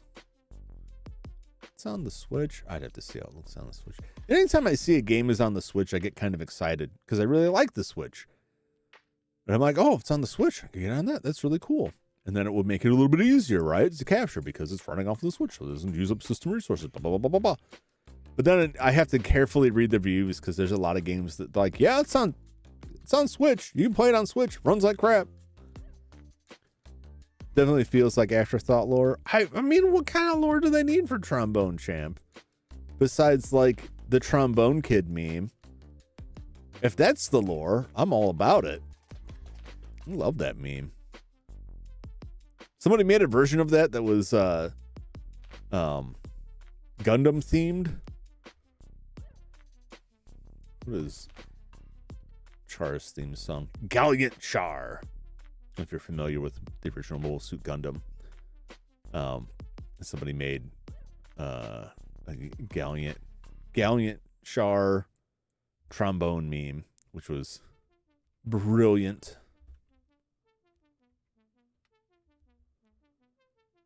It's a very good track. Galliant Char, Char. Should listen to it. It's a classic. I'm not gonna play it because I'll get struck. I'll get struck by lightning. By lightning, I mean copyright. Honk, blow, and toot your way through over 50 songs. Collect all 50 unique tromboner cards and uncover the mysteries of the Tromboverse. Tromboverse? Do you have what it takes to become the true trombone champ? I don't think I am. I don't want to collect cards. Yeah. I think I'll put it in the list. It'll be in there somewhere. So I obviously I like survival horror. You know, I'm gonna continue through all of the Resident Evil games. Hey, I'll catch you later. Understandable. Hopefully see you sometime for the next one. Eventually I will try streaming some earlier hours, which is another thing I want to try in 2024. Change up some of the hours for some bits of time. Which I have been hesitant to do because I know a lot of the people that watch, I have a rough idea of the schedule, and I know you wouldn't be able to watch if I started the stream like 5 or 6 hours earlier than I do now.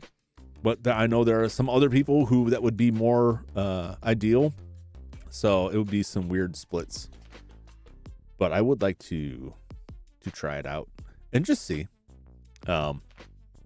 So survival horror, like a lot of the games that I put on the list, I broke down in series just because it made it easier to like slap games in there. But I'm not like exclusively tied to get. I all these thoughts went through my head on this. Like, if I say this, people are gonna think this guy only plays games that have a whole series behind it, which is a weird thought that I don't think anyone would actually have or make some weird accusation over. That was just easier. So I want to play. I'm not going to say I'm going to do all of it in this year, just because there's a lot. I want to do all the Resident Evil games, all the mainline games at least. I would like to, if I could get like the rail shooters that they put on the Wii working, I'd like to give those a shot too. But I know they put some on like portables, and I probably won't play those. Probably. You never know. If I can get a Game Boy player for the GameCube, I might slap some advanced games in there. But like a DS or 3DS games are rough. Same for the PS Vita. If I could find a PS TV, I could do that. I hesitate to go through emulators on stuff if I can do it on original hardware. And I'm not sure how good emulation is for 2DS and 3DS stuff. Or the DS, I should say. DS and 3DS. Those also, I feel like, would be awkward depending on how the screens lay out because of their dual screen. But I'm a ways away from worrying about that. So like the survival horror games, Silent Hill, Resident Evil, Fatal Frame, the rest of the Clock Tower games are all series that I would like to play and continue going on. I try to split things up so that I'm not playing, like, I will have a survival horror game and then that's like one that week. And then the other days of the week is a different genre. I don't know if that's working or not. I don't know if that's a good thing or a bad thing. And I kind of rely on people's feedback on that. So far, everything I've played is like Monday will be one game, Tuesday will be a different game, Wednesday, Thursday, whatever. They'll all be different games. Instead of just like, I'm playing Mario RPG and that's all you're going to see until it's done all week long. And I think that works better, but sometimes it makes it tough if the game is like really lengthy. Like Mario RPG kind of made me second guess whether or not I want to play RPGs. I'm not willing to, I don't want to stop streaming Mario RPG, and I'm not going to give up after one game of playing RPGs on stream. I just worry that they are too long and that I am not good enough to make them entertaining. I can say it about anything that I stream, but if I'm shooting someone's kneecaps off, I think I could make that entertaining. But if I'm like walking around a dungeon for 4 hours, I'm not sure I can sell that. 40 hours, and that's the thing. Like, some of them take like quite a bit of time, and that's if it's a kind of game that involves a lot of grinding. There's some ways around some of that stuff that I don't think too negatively impacts the gameplay or undersells it. Like, I want to play Phantasy Star, and the first Phantasy Star, my preferred way to play it is on the Sega Ages version that they put on the Switch, because it has the Japanese Master System audio that you couldn't get in the US, and it has a nicer manual, and you can adjust things like the amount of experience you get, the amount of money you get, encounter rates and things like that make the game less grindy and a little bit more straightforward to get through. And that cuts down the time a lot on that game. Now, I don't mind some of that, battling enemies over and over again, like Sweet Home. Even if it got frustrating somewhat when I was trying to get from point A to point B and get stopped by monsters repeatedly, and it was just like, it's just kind of that, like, I'm not really mad that I got a random encounter. My mind is locked on to getting to the end of this walking path, and now I'm being interrupted. It's like that. The GB operator. Oh yeah, absolutely. Yeah. If you're not familiar, like there's a ton of problems. Utter obviously is on the ball with this. There's a ton of problems with the software, the standard software for the Game Boy player for the GameCube. And there's a different version that you can run homebrew that does a much better job of interpreting Game Boy Advance games. everything I've seen looks just perfect. So that is how I play. It's either that or see, a lot of these things, once I get to like capture for portable stuff, it's just like a cost thing that I just don't have the money to support. Like, you can get a Game Boy Advance consoleizer kit that turns a Game Boy Advance into a console that I could then capture, but those can get very expensive. There are capture solutions for the 3DS. I believe the 3DS capture will capture DS games. There's a software version that I have used but found to be very finicky. And then there's a hardware version, but of course, then that's cost. The PS Vita, you can get a PS TV, and most games, I want to say, will run on that. The only ones that have problems with the ones that have touch control. Oh, you got that's right. You did get the hardware installed capture card for the 3DS. See, I wanted to get one of those, but they get real expensive. And I don't know. Because there are a couple of games I want to play, like the Mario and Luigi RPGs are like really solid. I love those games. And I don't know, that's like 2 or 3 of them are on. Actually, all but the first one are either on DS or 3DS. And so I looked at that. But I have a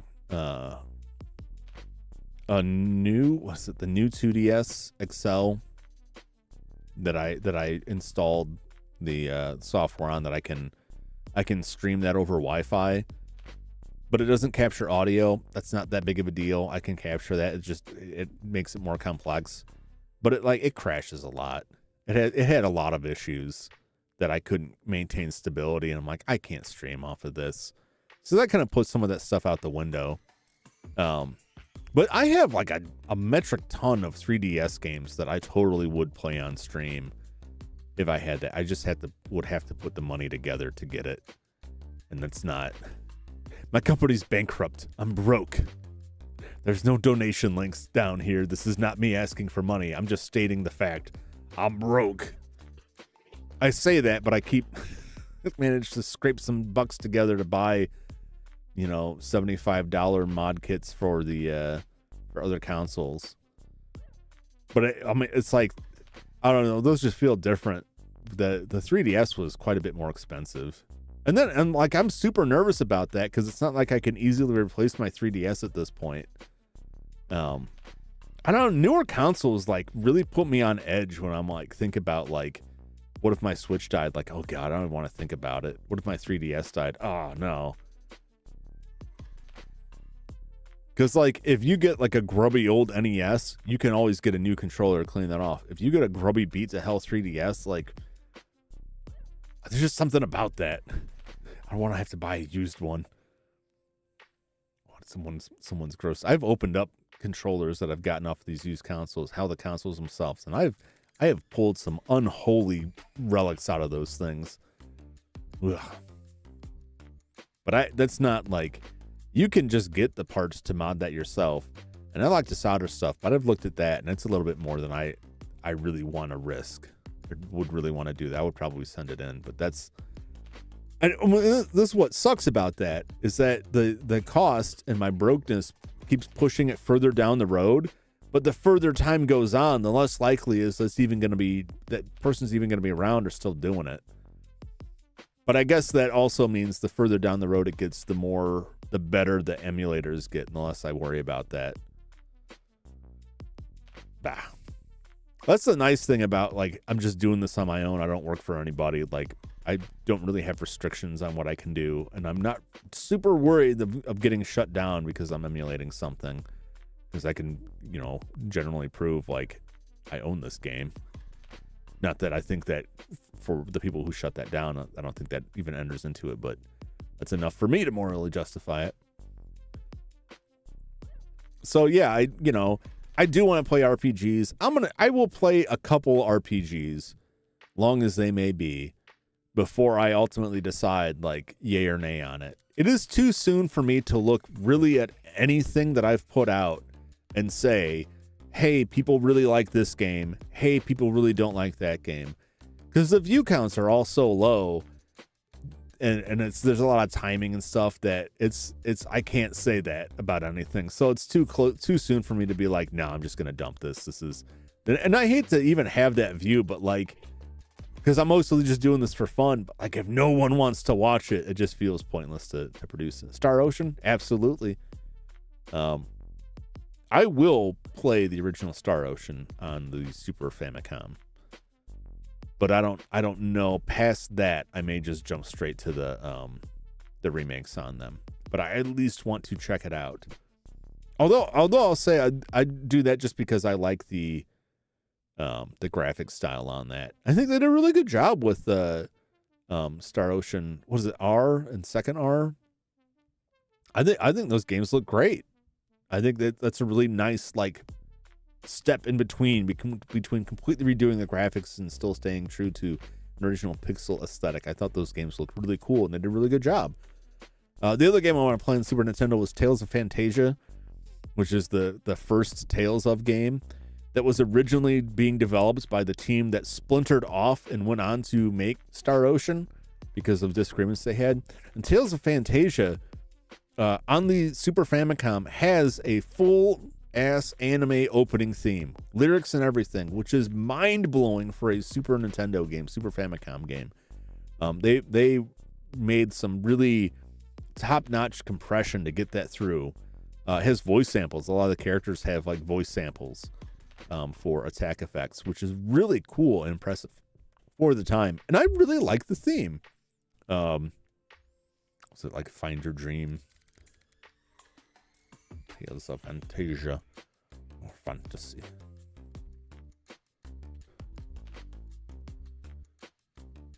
The dream will not end. Yume wa Owarenai. Performed by Yukari Yoshida in the Super Famicom and Japanese Game Boy Advance versions, and Yomi in the PlayStation Portable, Japanese iOS version. Yeah, if you're curious, look up the Tales of Fantasia opening on YouTube. Gotta mute this. Can't play this because you'll find like newer versions from like the PlayStation and other releases, but you can find the version that was on Super Famicom, and like you can tell it's Super Famicom, right? Because it's not like CD quality audio. But if you're familiar with what the Famicom generally could put out, like, I'm sure you'll find that it is like super impressive, but it's just really cute opening theme. I really enjoy it, so I would like to play that too. Like I said, Phantasy Star, Final Fantasy, I'd like to dig into those. So like I got a lot of series and a lot of one-off games too, RPGs that I want to play, classic RPGs, some new RPGs, not just the JRPGs. Some CRPGs, some ARPG, although ARPG is not American RPG, that's action RPG, technically. But RPGs, that's, I just say RPG generally, from all over. Is Secret of Evermore a JRPG? It follows the format of a JRPG, but it was developed by the US wing of Square. So to me, it isn't. I think that definition just kind of falls apart. Someone blew up a quote way out of proportion about somebody arguing, I think it was Yoshi P from Final Fantasy 14. Lunar Silver Star Harmony. Is Silver Star Harmony? I know the Silver Star story.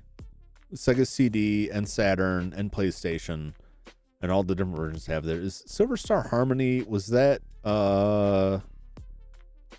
Game Boy Advance or PSP? I think it was one of those. Or I'm thinking of Silver Star Legend. There's a lot of those games. And some of them are remakes, and some of them were sequels.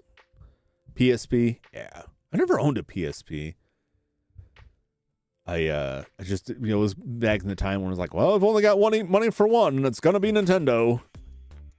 Which I feel like in the long run, it's like, yeah, it's still gonna be around in a few years, but there's a lot of cool games on PSP. You know what handheld I wish would have done better was the Neo Geo Pocket and the Neo Geo Pocket Color. There's a cool like robot type Pokemon game on the Neo Geo Pocket Color, Biomotor Unitron, which you can get on Switch. And I want to play that too. Oh, nice. Does the PS Vita do PSP games? I know you can. I'm pretty sure you can buy them, right, in the PlayStation Store. Well, you can only for like PS Vita and PlayStation 3. You have to sign into your device. No, it doesn't. Somehow the reason I thought it did. That seems odd. That seems like it should be able to. It's nice. It is nice, like seeing a lot of that stuff get re-released onto like the Switch. I see a lot of that stuff come to Switch, like the Prinny games. Prinny, Can I Be the Hero? I think is the name of it. There's 2 of those, and they put that on Switch, and they're really nice ports. So it's good seeing that stuff get another chance. Neo Geo Pocket Color was super cool. I remember getting really excited. There was a submarine game that supported something ridiculous like 50 players over wireless. But that was only in Japan. And in the US, because of FCC restrictions, they could only do 2 players. I think the Lunar games, like the PlayStation, is still considered by a lot to be the best. I don't have a lot of hope for some of those games getting re-released, just because like some of them were companies that are kind of defunct and the rights are kind of up in the air. But I feel like the next few years will bring just more and more re-releases, even if they're just like, it's running an internal emulator, here's the game kind of thing. Because there's not a ton of cost involved with that, and there's obvious interest in it. Like, people obviously want to buy that stuff. So, going back to like the kind of games I want to play on the channel. I'm sorry if you're having trouble following the stuff I'm talking about, because I constantly derail myself. RPGs. I like playing RPGs. I want to give it a shot. It's tough. I'm not going to play more than one at a time for the time being, because it gets too confusing. But I just really want to play those, and if I have to just play them offline, because nobody's really into it, that's fine. I'll play them in my own time. But I would like to at least try to stream those things. Shooters, obviously. Well, I shouldn't say obviously. I've only really played the one, RoboCop, but I got a taste for that stuff, like wacky old shooters, probably more than anything.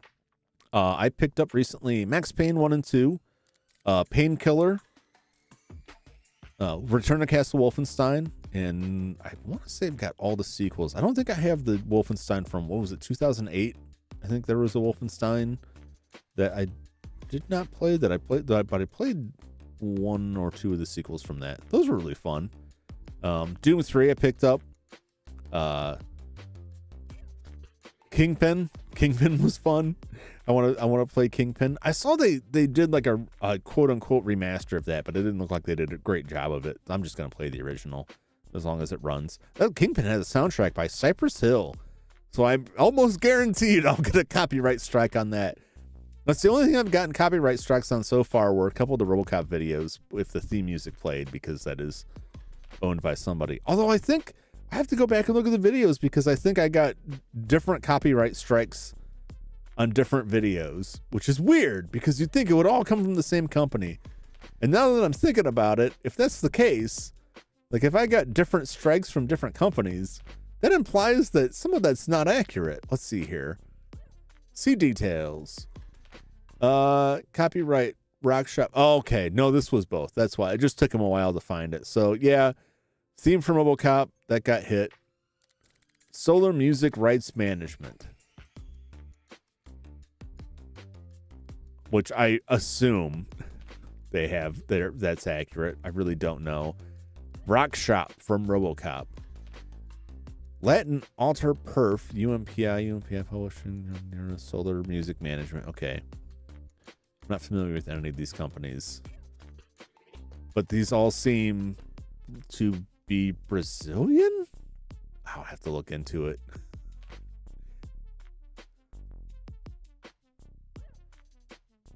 It's very strange, but my channel's not affected.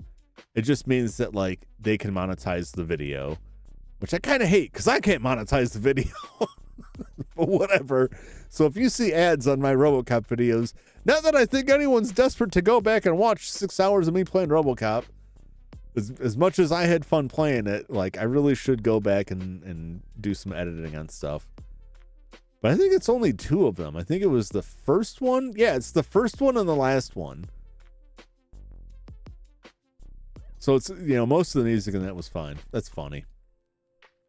Yeah. So shooters, I don't like platformers. I don't much want to play on that. Point and click adventure or other adventure games, or just general like action RPG games or platformer RPG games. You get some strange crossover with stuff, right? Like I'll play a horror game, even if it's like a horror, like Sweet Home's like a horror RPG. What do I put that under? Some people consider that survival horror. Is it survival horror or RPG? It's a little bit of both, but I don't think I need to get too crazy about the definition on that stuff. But I got a giant list of that stuff, old and new. I've been working on getting my Xbox 360 cleaned up, which I should say I'm working on. It is cleaned up. I got Alan Wake on that. I want to play, and what's that? The other one.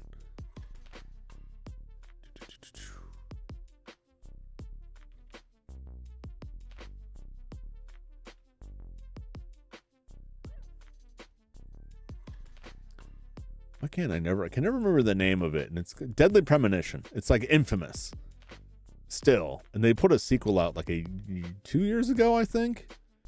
But that game has been ported to other systems, and they all have like massive problems. So I don't know, but I've got it on the Xbox 360. I found it. I could buy it and download it, so I downloaded it to my Xbox 360. So I want to play Deadly Premonition. It looks ridiculous. Alien Isolation. Now I'm just looking at this list and it's like there's all these games on here. Dead Space games. Dead Rising I'd like to try.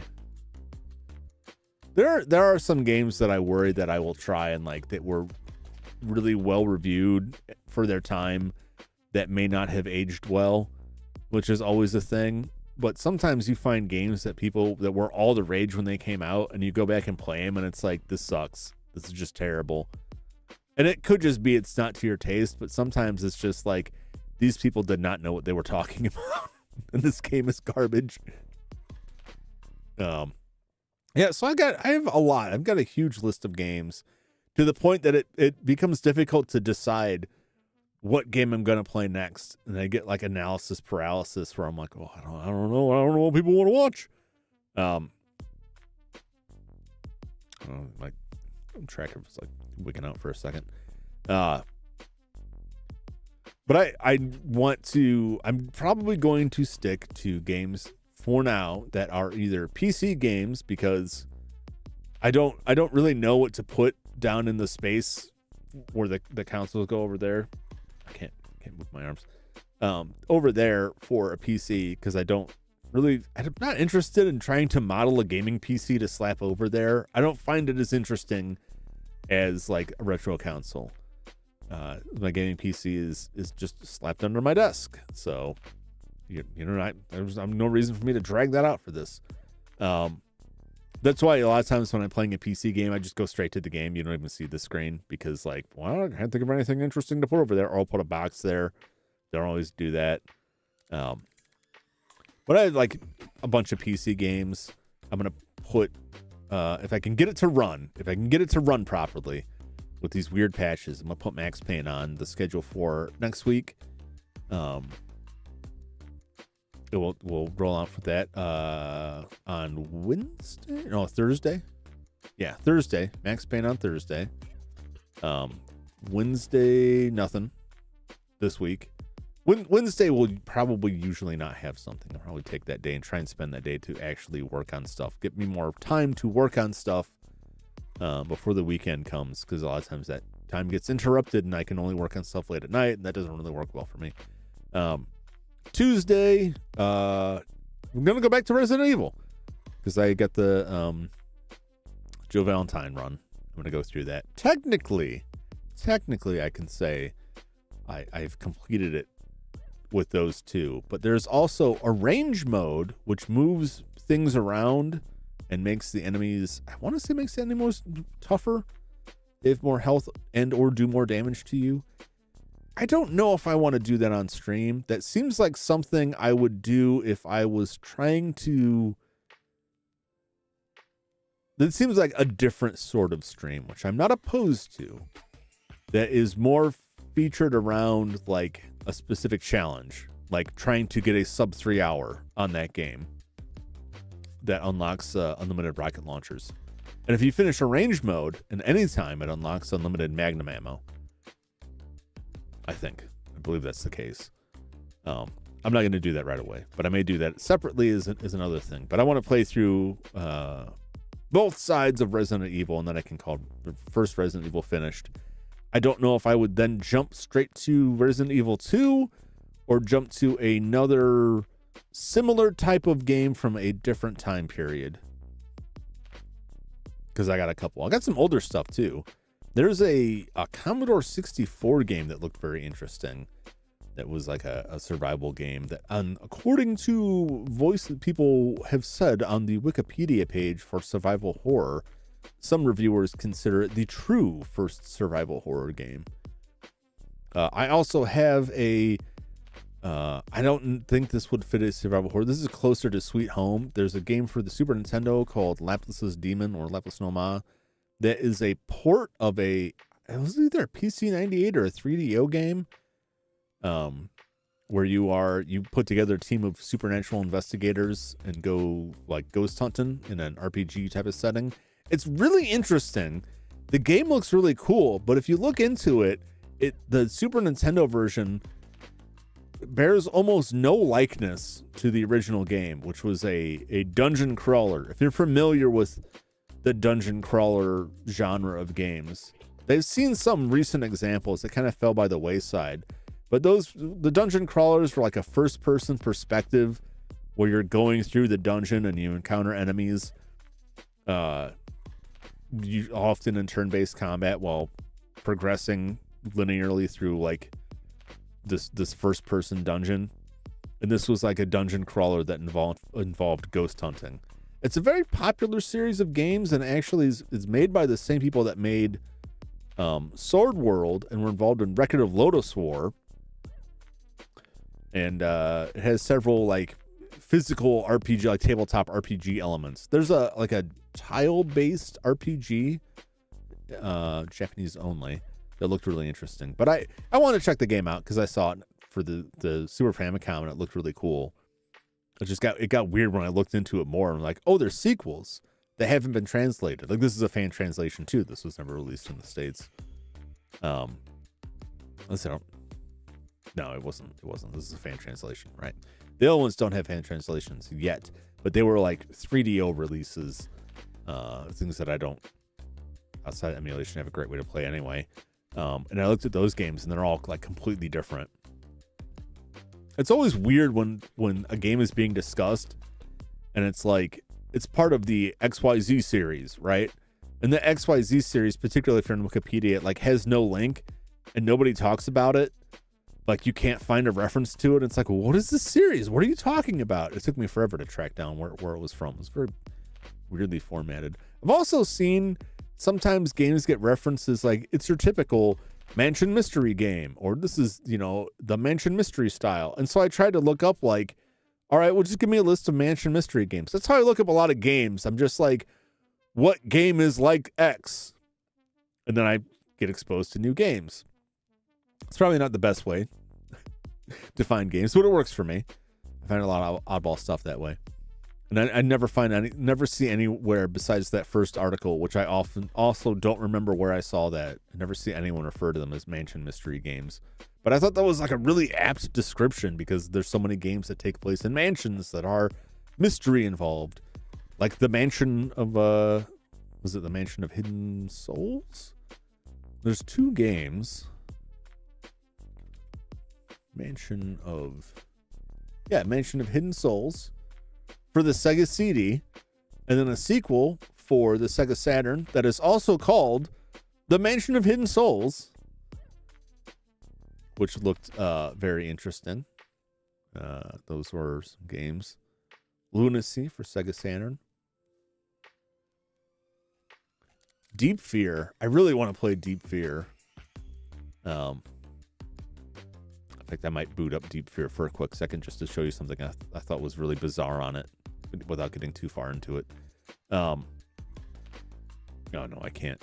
None of it's hooked up. That would take too much for me to hook that stuff up. So yeah, that is generally my plan. Like I got games that probably seem like they're all over the place, that are just games that are of genres that I really enjoyed playing when I was younger. A lot of the games that I play, I'm playing because they bring me back to another time in my life. I play Resident Evil. It takes me back to being much younger and hanging out in my parents' basement with my brother and pestering him to let me watch him play this crazy new game on the new PlayStation that was all exciting and new.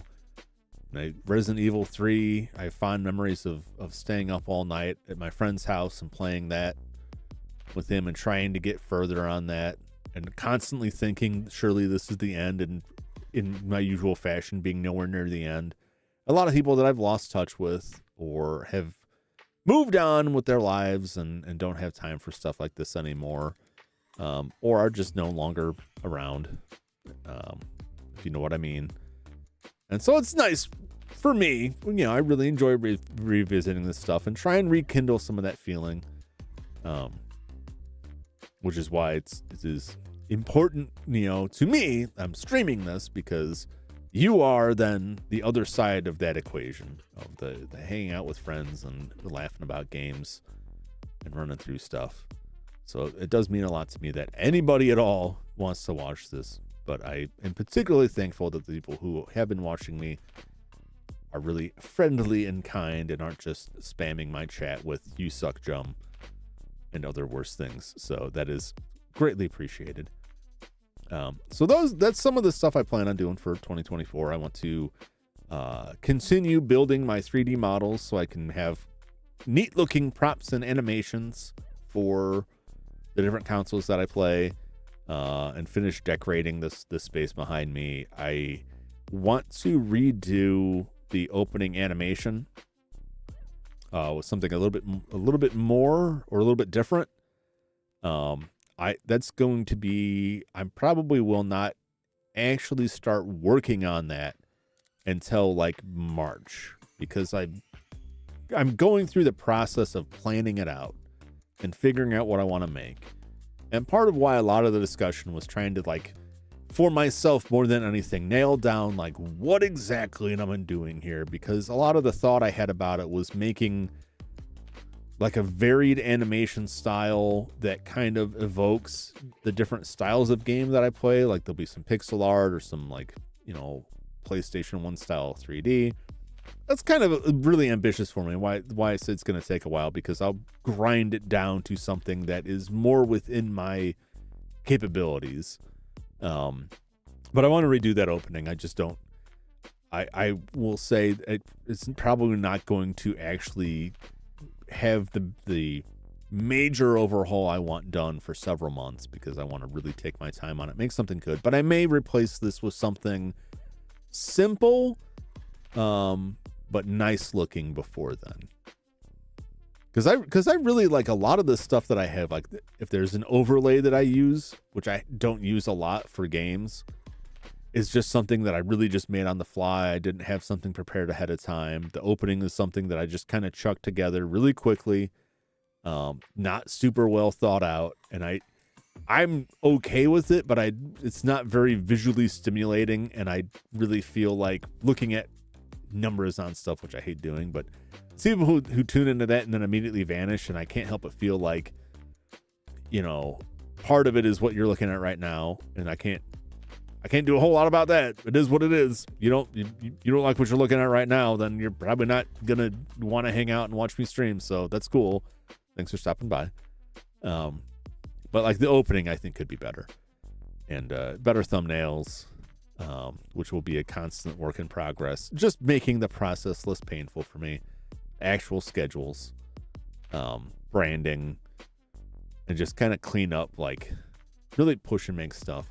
I'm not going to say like I want to get to 1,000 subscribers by the end of this year, because I don't think that's realistic.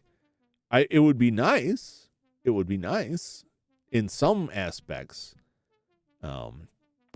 One of which is like monetization, which requires 500 subscribers and a lot more watch hours than I have. Because then I could, not to be gauche about it, but I could make some money off of this stuff. Not that I would expect to make much, but I also don't think even that's realistic. And I'm not super focused on growth right now. I'm really, because if you focus on growth, that's a really different strategy in my mind. It's because then it's not just about like doing something you enjoy, making it really good quality. It's like, you got to play this game with the thumbnails. You got to play this game with what content you're putting out, what kind of games you're playing, what you're doing. You got to play into the whole meta of things. And I'm not super into that right now. I'm just having fun.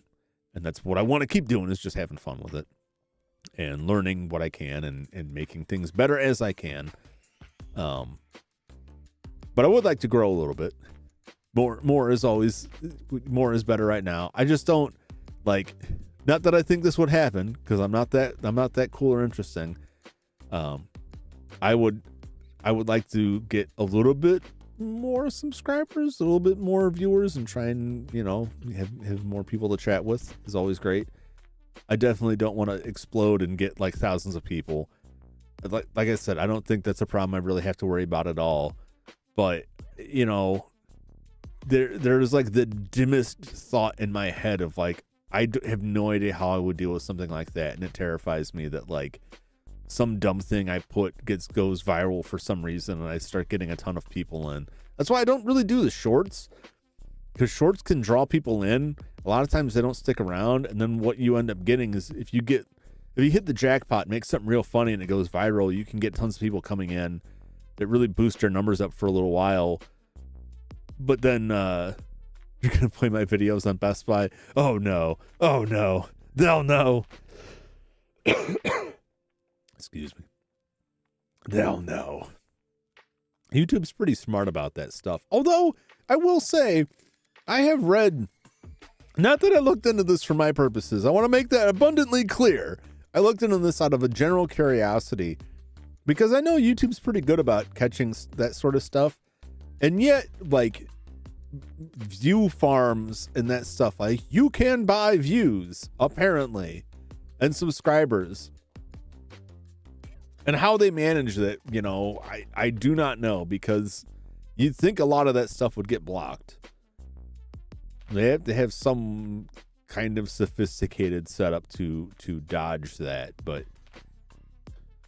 you can do that. Although sometimes what I've seen with that is you'll pay for it and you'll get like a big chunk of bunch of numbers will go up, your views to subscribers, whatever. And they may sit there for a couple months and then it goes back down. And so it's not really like a permanent growth thing, but it's, if your numbers suddenly inflate, you might get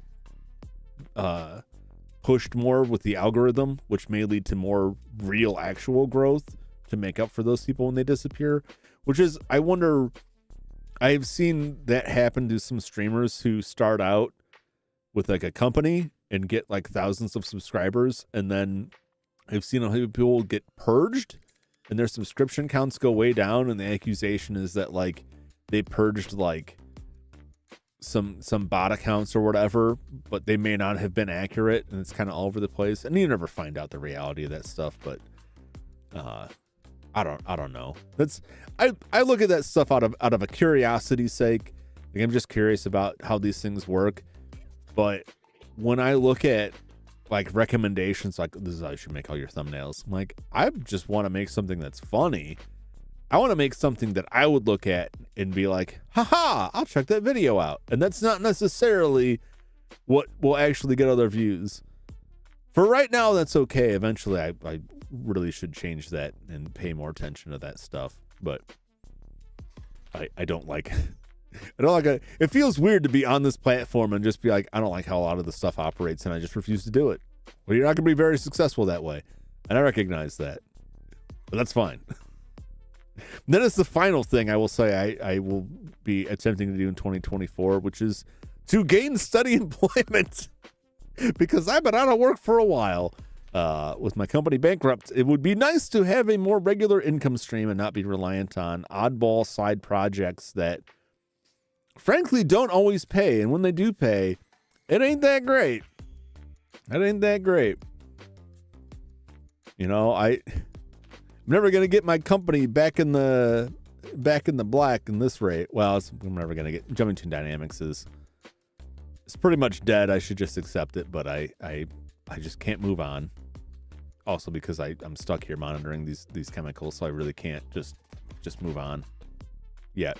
But I'm hopeful that I can find something that pays, that works with my current schedule enough that I can still keep doing this without a tremendous impact on things. I am way past the point where I have any kind of dream of actually like making money doing stuff like this. You know, I don't want to trash talk myself too much, but whatever the spark is you need to get that, I don't have it. Whatever it is to get you to that point, I don't think I got it. I don't think I will ever find myself there. And I can live with that. That is fine. You know, even with what I've done now, I can at least say like, hey, I tried. I did something, you know. I would rather try at something and fail at it and have to face up to like, you know, maybe you're just not that funny. You know, maybe you're just not that cut out for this stuff. Maybe you're just not, you know, a great entertainer or great with 3D modeling or a great video game player. Or maybe you're just, it's not a matter of how good or bad you are at those things. You just don't fit people's tastes. All of those things, any of those things could be true. None of those things could be true, but like, I'd rather be out here making a fool of myself and then turn this off and be like, well, you know, I put myself out there. I tried. That's all this is about. I keep saying like, whoa, sliced into my desk there. You know, I jokingly put stuff on there jokingly because I'm not dying. I don't want anyone to get confused about this stuff, but I list this stuff as like my bucket list of games. And that's what all this really is. It's like, I'm doing it now. I'm not waiting until the end to go through this stuff because I have spent the last several years watching people who are at that point listing off the regrets of things they wish they would have done before things got as bad as they are now for them. And I saw that and went, well, no, I'm going to do that now. I'm going to do that now while I'm still, you know, physically able to do this stuff. I want to do all this stuff now because I'm going to reach that point where I can't do any of this stuff. And I don't want to have all those regrets. I want to do it. Do whatever I can. Any little bit that I can. I want to practice my artwork. I want to do pixel art again. I want to work on my 3D art skills and improve that. I want to revive the creativity that used to flourish in my brain before it got replaced by numbers and 10 million remembered passwords and how to configure stuff in Active Directory and that stuff that just holds absolutely zero value to me now. And I would rather replace it with like, what's the shortcut to, you know, how do I extrude this the way I want to in Blender? Or what fantastic idea do I have for how I could make this rubberized doofus you're looking at look better? You know, what kind of fun idea do I have for a new opening animation? How could I make this cooler, more eye-catching? And yeah, I would rather replace all of that stuff. Take all of the stuff from my previous career and then just like push it out so that it can be replaced by the stuff that I enjoyed doing before that previous career that took its place. Try and unatrophy that part of my brain. And I don't know if I'll succeed, or I may get to that point and just find myself back to where I was when I was younger and be like, you know what? You really never did have talent. And if that's the case, then so be it. So be it. And then maybe I'll just pay someone. Just pay someone to do it for me. Like, that's close enough. So yeah, that is, I think, everything I want to say.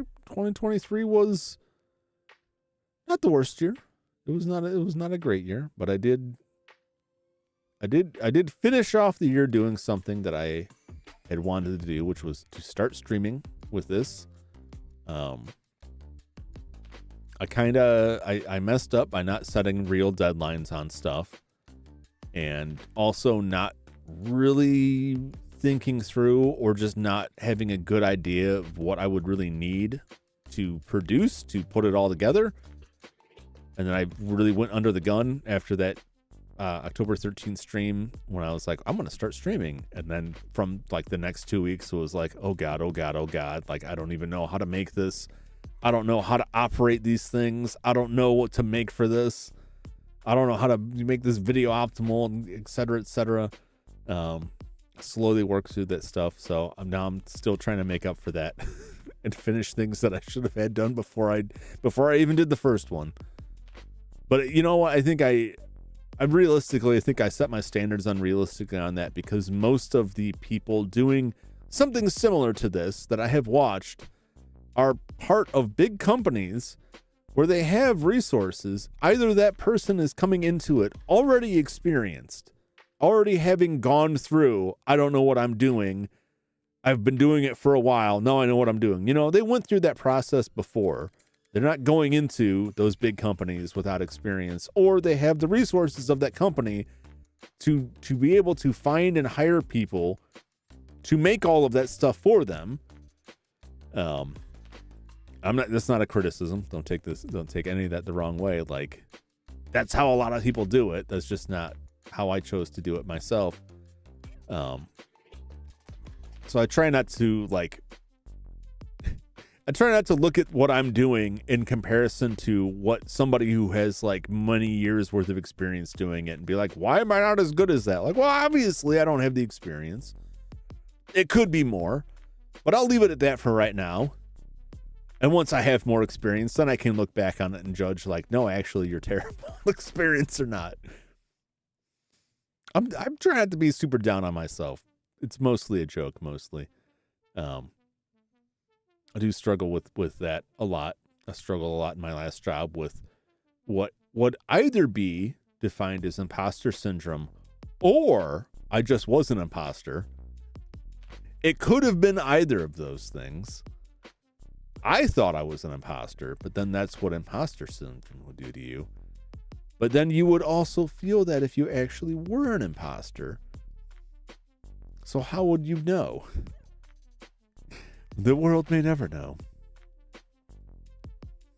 But I am looking forward to 2024, filled with more exciting games. I've got 2 soldering projects sitting on my table waiting right now. I'm upgrading my NES front loader to output crisp, clear RGB video for solid captures. I'm looking forward to capturing some stuff off of that.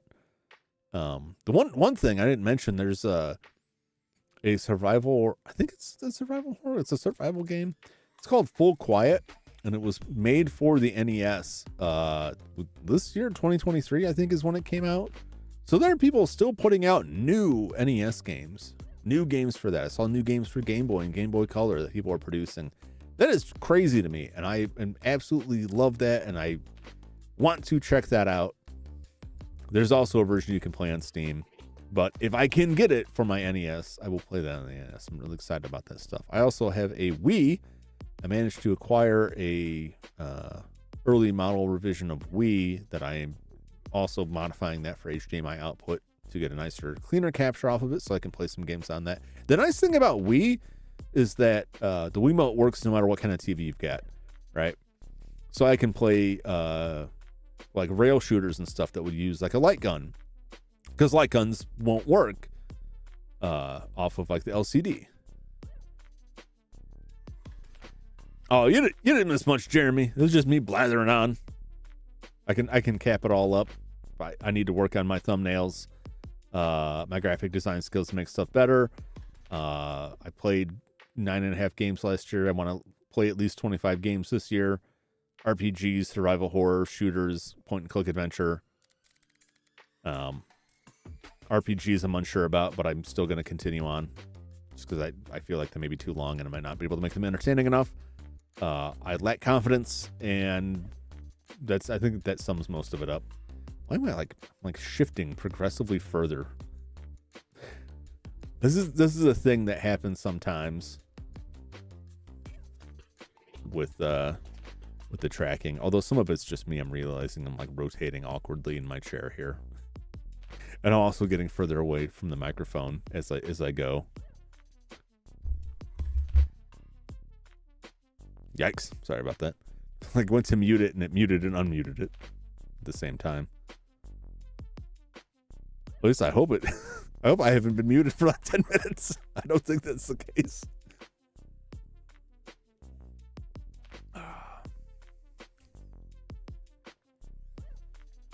Experience is all you need while present. Thank you, Jeremy. That's very kind of you to say. It's especially consigned considering considering our history, which I laugh about, but also like I think about frequently. Is like, did I mess this person up? I don't think so. I hope that the time that the influence that I had on you is mostly a positive one. I quite enjoyed that time, not for entirely nefarious reasons.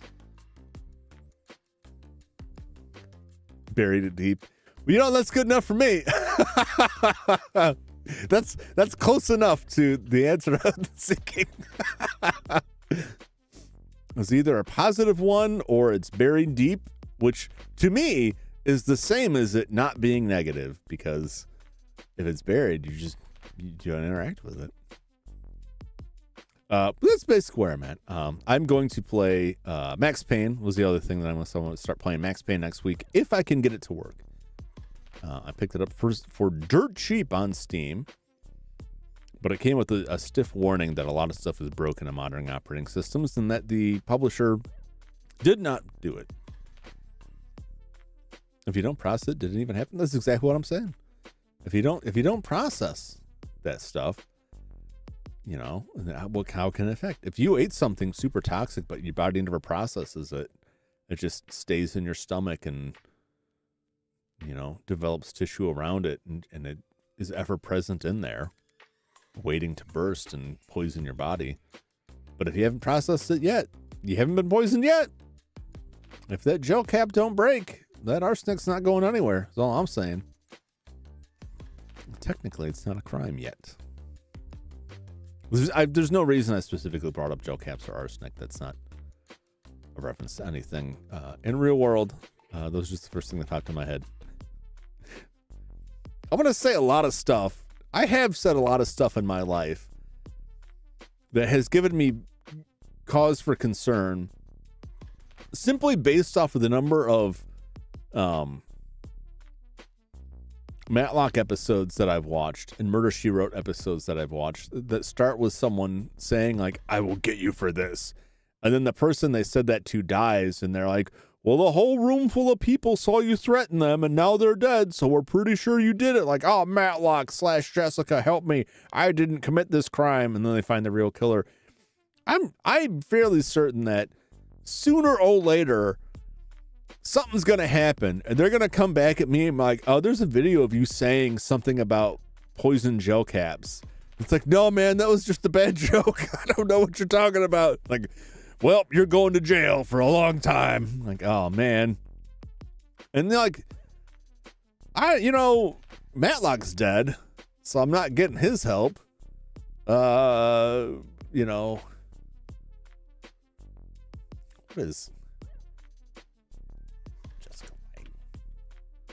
The other person, I think she's dead too. I would be surprised if she wasn't.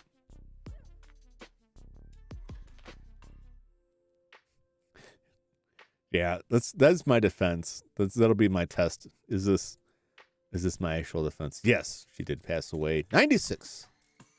October 2022. Angela Lansbury. Who do you call if Matlock's gone, right? Columbo's gone. Angela Lansbury. Jessica Fletcher was the name of that. She's gone. Is Dick Van Dyke gone? Because he was like that Doctor Mystery show. Dick Van Dyke's still around. Is that Diagnosis Murder? That was his show. So you could still call Dick Van Dyke to try and get you off a murder rap. The guy from Psych, you can call Psych. Call Monk or Castle. You know, Castle really jumped the shark when they is there a new term for that specifically when there's like two characters that have like a will they won't they sexual tension and then they get together and that's just like it ruins it? I don't know if that's just anyone here feels that. I know it's not just me. I don't know about like Castle, if anyone cares about Castle specifically, but like X-Files had that early on. They had a lot of like will they won't they with Mulder and Scully.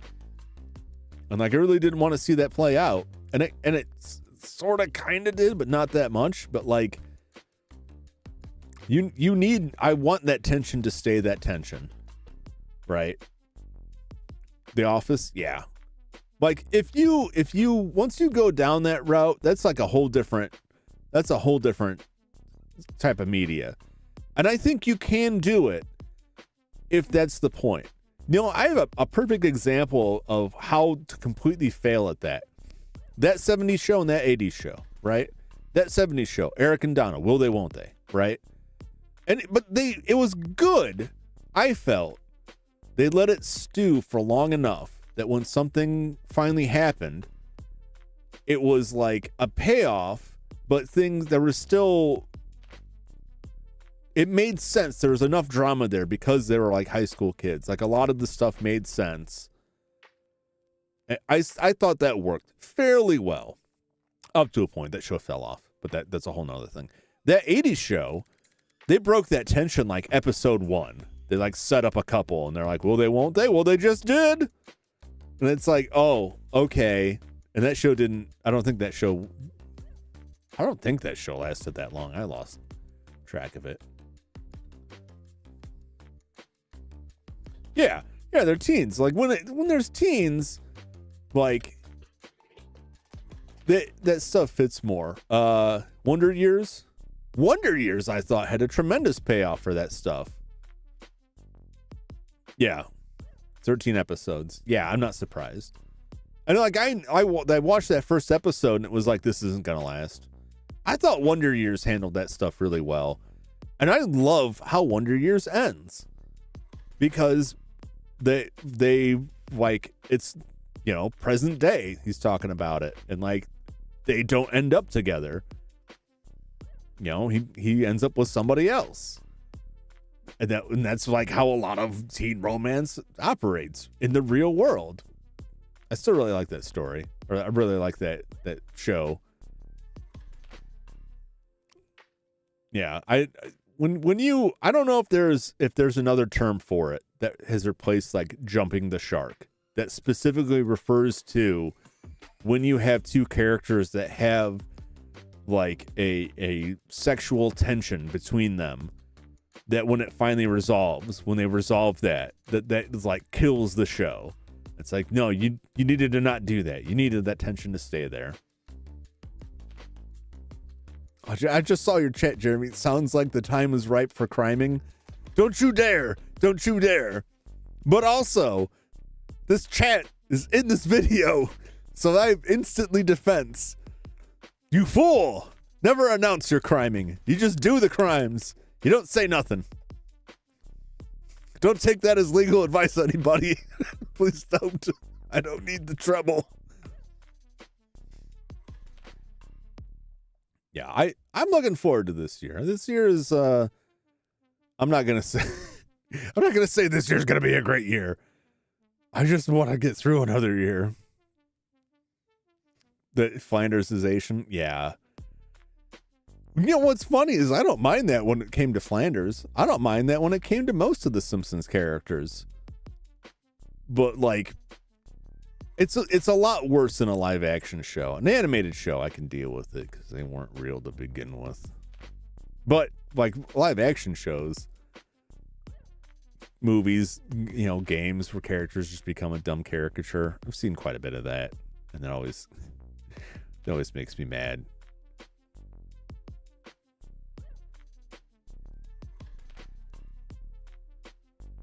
Oh, that is killing me. I should say it makes me mad. I just find it kind of aggravating. Either my throat just croaked or I'm getting haunted by the Crudge ghost somehow. Or the song does it. No, that must have been my throat just gurgled a little bit. Sometimes when you're listening to yourself on a mic and your body makes a weird noise because like your tubes are settling and like the machines inside or need to be greased up a little bit, you get some odd noises out of there. But when it comes through the mic, like there are times where the mic has caught my breath, but it only catches it for a bit, and it sounds like someone is like whistling behind me, and they're not. I've gone back and checked. Like there's nothing going on there, but it freaks me out.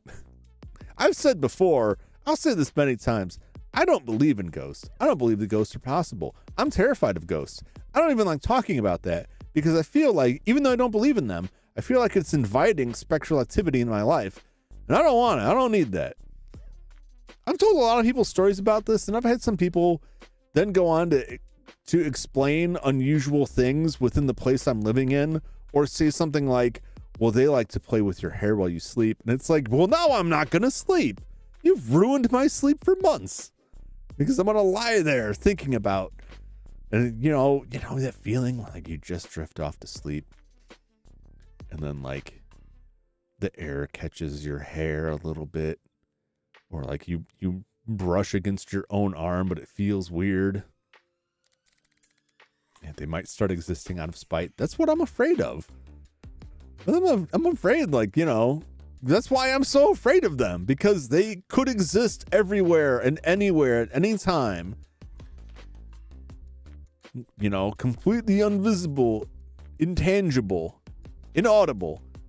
But listening, ever present, listening for anything they find dissatisfactory and be like, that's it. It's a haunting time. And then they could just do whatever to you, according to the fiction, which I don't believe in.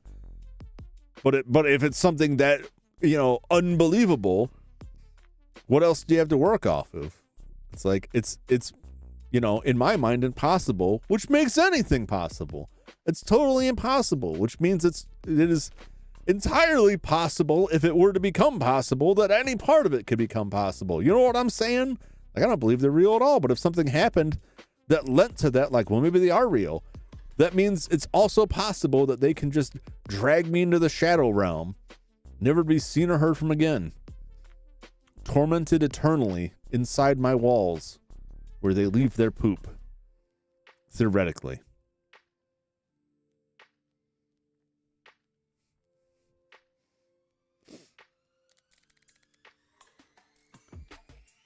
Shipping bed death might be the term. Oh, I haven't heard that.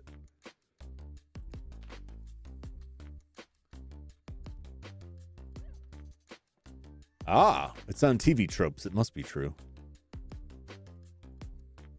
Hooray, they got together. Finally, we've watched them meet cute, grow into the rival romantic false leads. Blah, blah, blah, will they, won't they? Yes. I believe that is it. Oh, God, not on TV Tropes. I have to close this tab, otherwise I'll be there for the rest of my life. Yeah, it particularly in fiction. I agree with that. Wanting is better than having. Like, TV and TV Tropes stands for true very. Correct. It stands for whatever Latin words you can form out of that mean you're trapped forever. Because once you go in there, like, there ain't no coming back. You're searching through that forever. Yeah, well, maybe not just in fiction. I think that's true for a lot of things. I think that's a very dangerous place you can find yourself in life. And I know people who found themselves in that. And I struggle against that. I constantly worry, like, am I just doing this? where people get obsessed with obtaining things, but once they have them, they don't give a crap about them. And you can replace things with people too, and that is absolutely the worst. Like if people who desperately want kids, but they don't actually want kids, you know? They want to have kids, but then once they have them, all they can think about is having more kids, and the kids they do have are kind of like, meh. I don't personally know people who have fallen under that, mercifully. But I have seen enough in life to know that has happened. I've seen it with people with pets. I know I've seen that. And I've seen plenty of people who, you know, you can find yourself in this in like a collector thing where like you're constantly chasing after like that next buzz of some rare find, but like you don't actually care about anything that you own.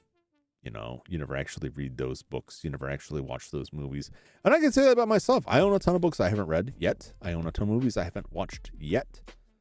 And I definitely have found myself at many times in my life where I had more money than time. And that meant I could buy all these movies that I wanted and then never have time to watch them. You know, I could buy things 100 times faster than I can enjoy them. And, you know, I reach a point, but, you know, it can be difficult to stop. And for me, I would say my only defense is I legitimately want to enjoy these things, but I have many irons and many fires, and I find it difficult to actually sit down and go through them. I did force myself to go through some stuff in 2023, and that is one of my non-streaming goals in 2024 is to go through and actually watch that stuff. I spent a significant amount of time ripping stuff to my Plex server. Way more time than I spent watching any of it. And I really need to go back through and get on to watch that stuff. I also really need to finally decide as to whether or not I'm going to keep some of my streaming services, because some of them I hardly ever watch, and it makes it hard to justify it. But you know, the ones I hardly ever watch are the cheapest ones, which makes it hard to justify canceling. It's like, do I really need to save $4 a month? Will $4 a month really change things that much? Maybe. It's coming to that point now where I'm like, you know what? It's better than nothing. I refuse to get into, in principle, just finish the entire 9 Puppet Master movies to Cody. Oh, yeah. Are there really 9 of them? That's another series that I lost track of. Well, now I'm going to have to go check. You know, I bet my brother has those. My brother has a very sizable collection, and I have tried to work with him on that, but he is not super technically inclined. Man, I'm trying to think. I remember the first 2 Puppet Master movies. I remember like a prequel movie. 2 more after that. That's 5. But I know there were more after that I just never saw. But yeah, 9 is a lot. I really like those movies. I used to see trailers for those movies on, I don't know if this is still a thing. Is pay-per-view still a thing on cable? Way back when I was young, there was a pay-per-view channel that showed like just the previews for movies that were in pay-per-view. And so I saw a lot of previews for stuff on that. And what was funny about that is it would run like the same like 4 ads over and over and over again. So you could turn it at any point if you missed something and see it. 1 to 5 retro Axis of Evil. Oh yeah. Pay-per-view. Yes. The pay-per-view. Pay-per-view is like one of the biggest claim to fame was wrestling. Like that was the big thing. And I don't know if that is still a thing, but that was where all like the big WrestleManias were always like pay-per-view. Pay-per-view. Pay for each view. There was a match with The Undertaker. I think it was The Undertaker versus Kane, and Kane had buried what was the manager's name? The Paul Bearer. It wasn't the Paul Bearer, it was Paul Bearer, right? He'd buried Paul Bearer He'd buried him alive.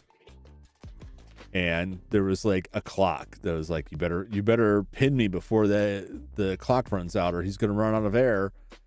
And he won and then like walked off and just left pallbearer there. And if you're watching the pay-per-view, like it just ends there. Like, well, I guess pallbearer is dead, buried alive. But like in the show, like they went and dug him up, and not like it was part of like the bit that they dug him up. It wasn't just like, all right, well, we don't want to kill this man for real. Like it was part of it, but you didn't see that. If you were watching from home, you just saw them kill a man. I never paid for those. Somebody else did occasionally, and they'd invite me over, even though I wasn't that into it. But I don't think we ever. Gonna take off from that? Yeah, appreciate it. I should head off before too long too. This is what a lot longer than I thought it would. I thought I was just gonna ramble on for a bit and be like, well, I'll see you around there. And I just kept going. Later. Have a good evening. I'll see you back. I'll be back here on Monday for Mario RPG. Continue that. As usual, I will get stuff posted by Sunday at some point. That I'll have that stuff up there. My first thumbnails of the year, so I gotta get cracking on it. Although I probably will, for now, since I've already kept it this long, I'll probably just keep that same Mario RPG thumbnail for the rest of them. But I don't want to do that for too many. I don't want to keep reusing thumbnails. I gotta get better at. Not so much. It's not so much that I have to get better at making them. I do. It's more that I have to get better at accepting whatever I make as, well, this is it. Like, it's good to have some standards, but it's also good to just be like, this is the best you're going to do right now. Just put it out there. It's not that big of a deal. Because right now it isn't. Maybe someday will be. Right now it's not that big of a deal. I just need to put something up so it's not just like a blank screen. I hate to put it that way. It's just got to be something more than nothing. Big dogs, yeah, they do. I see like some people put some variety on stuff. The most I'll do is I'll change the number on it, and at least that's something for me. I don't know so much. Is it so much that they reuse the thumbnails, or is it just that like their thumbnails all look the same because they're following like a set formula of how to frame everything to like make it the most clickbaity? I never understand that stuff. I see some of these channels that are like the big mega channels that make the big bucks. And I see their thumbnails and like, I recognize they're different videos, but they also all look like the same thing. I recognize that I am not the target audience for that stuff, but I just don't understand it. Mr. Beast actually uses the same face shot. You know what? If it works, go for it. Let me open this folder here, and I can tell you, because I'm not ashamed to admit this. Maybe I should be, because it's not great. Look at my thumbnail folder, and I have a folder called Jump Faces, and there are 1, 2, 3, 4. Yeah, there's like 10. There's 10 poses that are renders I made with Blender of my model, which looks odd because the way the lighting is set up in Blender is very different from the kind of lighting that is rendered by VC Face, which is the program I'm using to render this. So when anything that's rendered in Blender looks very different than this. It's the same model. It's just like the lighting and the way the materials come out, which I kind of like. I hope it's not too much of false advertising, but I like the way it looks. In both. I like the way it looks in the thumbnails, but I'll use that same face over and over again. I made like a couple faces, and when I go to make a thumbnail, it's like, all right, I got to put myself in here, and it's like, well, let me grab one of these. I'm going to have to make more because I've recently run across like, none of these really fit, but yeah, I gotta go through this stuff. That's another thing I have to dig up the stuff with Blender and rig up the armature. Well, it is rigged, but I need to put controls in to make it easier for me to pose myself without having to tediously grab individual bones. And sometimes they get grabbed wrong. I gotta clean up. It never comes up because I'm not like fully tracking my body here. But the weight painting is like massively screwed up around my limbs, like in my wrists and ankles. It's all wrong. And every time I go to do that stuff, it's like, oh, this is wrong. Well, it's more that like the way I'm doing it now, like I'll grab like my arm bone and move it, and then I'll change the camera angle in Blender and realize I moved it in the wrong dimension because of the way I'm doing it, or that it has rotated, and so it's like my arm is now this curled, jagged mess. Like, well, okay, I can't use that. And then I'll accidentally save the pose to the armature, and then it's like, this is the default now. Like, no, I don't want that. Like, I just have to close out of the file. It's not a very efficient process that I have. I need to work on improving that. I do want to do a stream sometime of sketching stuff or working on Blender stuff. I have some technical issues I need to overcome that I think I know what I need to do to make it work better, but I had some issues having to do with the screen resolution where it would be running versus where the stream is. There's like a mismatch there that was causing me some problems. But I also want to do some more tutorial stuff so I can feel slightly more confident, even though I would not be doing any Blender content strictly as like an instructional thing. Like, I'm not planning on putting it out there to be like, this is my guide for you. It's mostly just like, I want to work on stuff, and I thought it would be fun if, you know, I'm hanging out with all of y'all and work on some stuff, and you can see some behind the scenes stuff and just make some goofy stuff perhaps. See what I can produce with it. But I'm not like any kind of expert, and I don't want to come across as like trying to teach people, because I will teach you all wrong. But I also want to feel minimally confident in my abilities to remember enough of it that I don't just look totally stupid. Mario was looking stupid, but I want to look, you know, modestly competent. But mostly it's technical stuff that I started going through it, and I checked over the recording, and it's like, man, you can't see jack. This like scaling is all messed up here, so I got to work on that.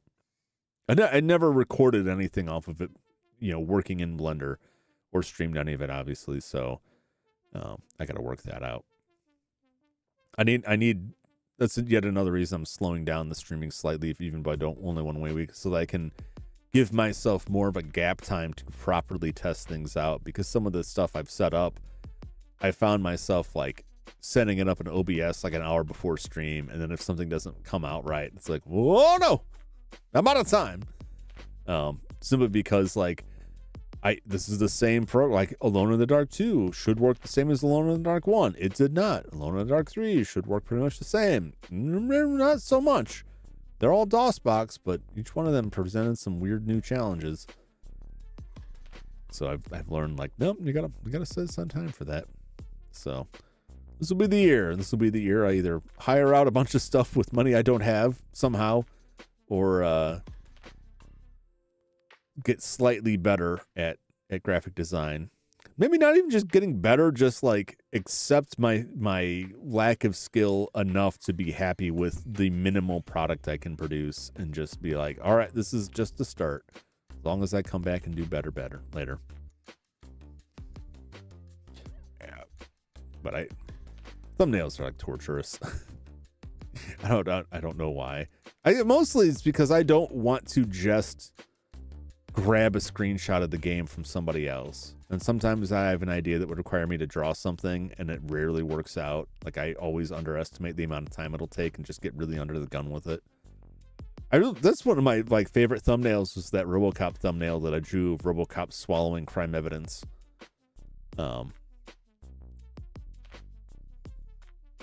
even that was like, I like how it looks badly drawn. That's kind of, this may sound like a cop-out, right? I like artwork that intentionally looks badly drawn. Now, it is badly drawn because I'm not a great artist, but there is intentional choices with where there are or aren't lines or how thick the lines are. I'm not saying I'm skilled at this, but I am saying when you want to make the kind of meme-y artwork, and that's meme-y, meme-ish artwork. I'm going to be clear. I'm not saying meme, M-E-M-E. I'm not saying I think it's pronounced meme, because I've heard people who thought that, which is understandable. If you've only seen the word and you've never heard it, you could come to that. But meme-ish artwork that looks bad, like paint artwork, badly drawn. If you really look at that stuff, there is like an artistry to it, right? To make it look, it's good, drawn badly, but it still takes like a certain amount, a certain eye, a certain vision to make that look appealing in its bad state, in my opinion, right? You can't just draw something terrible. It has to look competent enough, but off. If that makes sense. If that makes any sense at all. Because if you look at any of like the Chad drawing, right? Like, no one's going to say that's good in a traditional sense. But it has a certain style to it that is intentional. It's not what someone would actually just scribble on, because it is too symmetrical. It's too lined up. It makes too much sense visually for it not to be like intentionally bad looking. Yeah. Like, the limbs are, I'm looking at the image right now. The limbs are largely what's the word? It's not ratio. They're equal. Like, the legs are about the same length. The arms are the same length, right? It has a rough, correct anatomy, at least in terms of proportions. Even the stuff that's off. If you look at the head, it's not a great angle, but it has precise line work that is well placed. It's well thought out where it is. I'm not even showing the image. You can find it. Not the Yes Chad. That is its own thing, but like the guy with the mohawk. Got a shirt that says ouch. No, I'm not saying my RoboCop thumbnail was of that quality ilk, but that is the kind of thing I was going for. Backgrounds I always have a problem with. I never know what to do with backgrounds, and it just ends up like a solid color or like a crappy gradient. See some artists online, certain style, always arguments about the quality of the art. Yeah.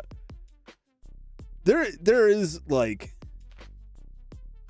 there's a lot of room for that there, because one could make an argument that if someone draws someone with horribly incorrect proportions, that it is a stylistic choice.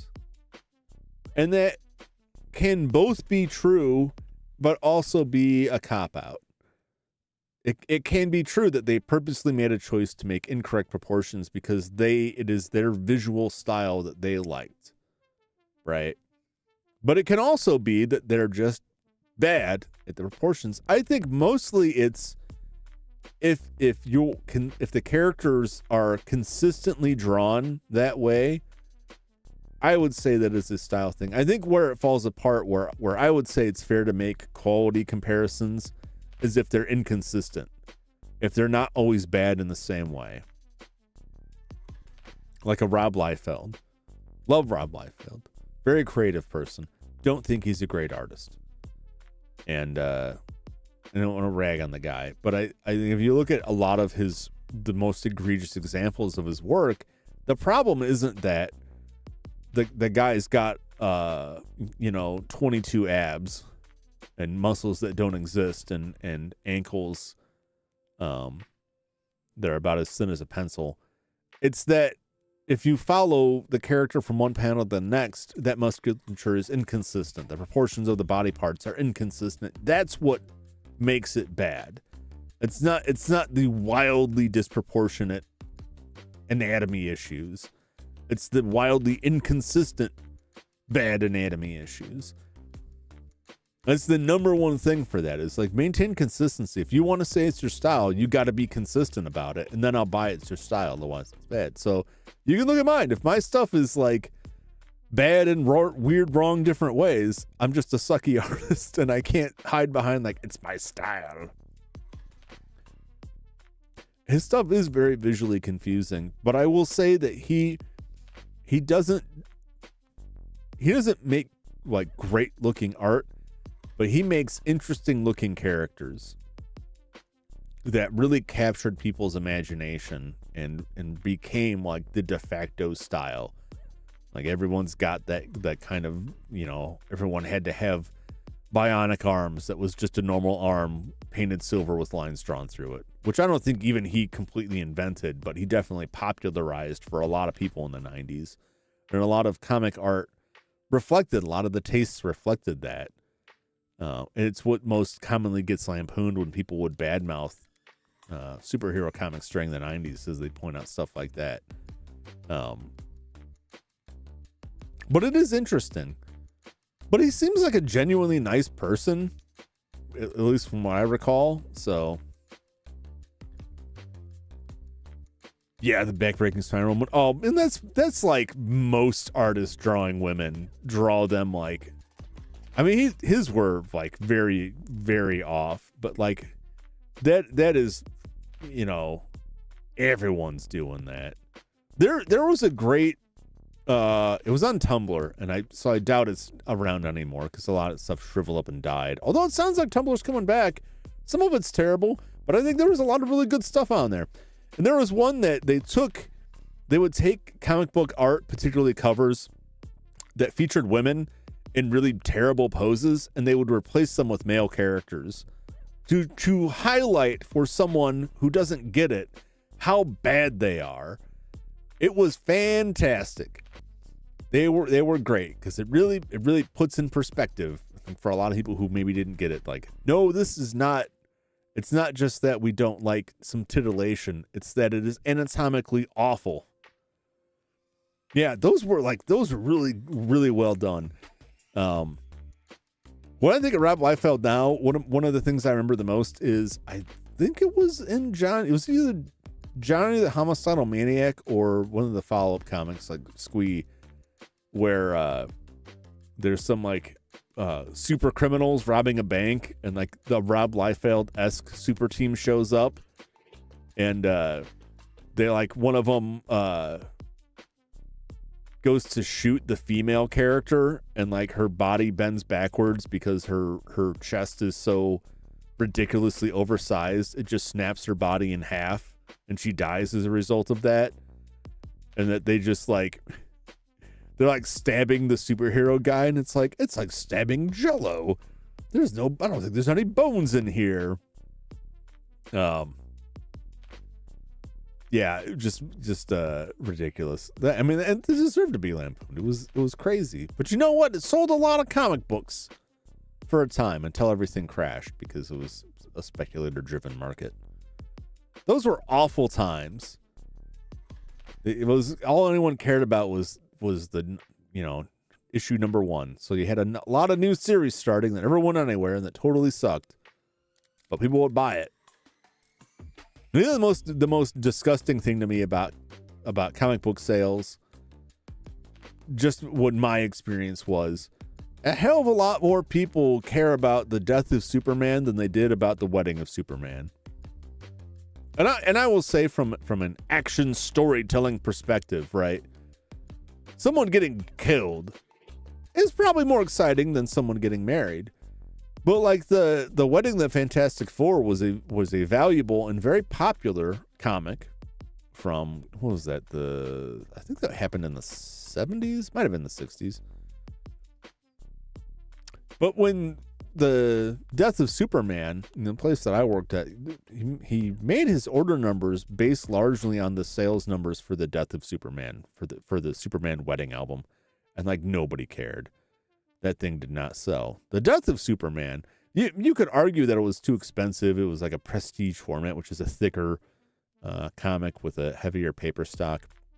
But the death of Superman came polybagged in a black bag that had a black armband in it, a black funeral armband. It was a big deal.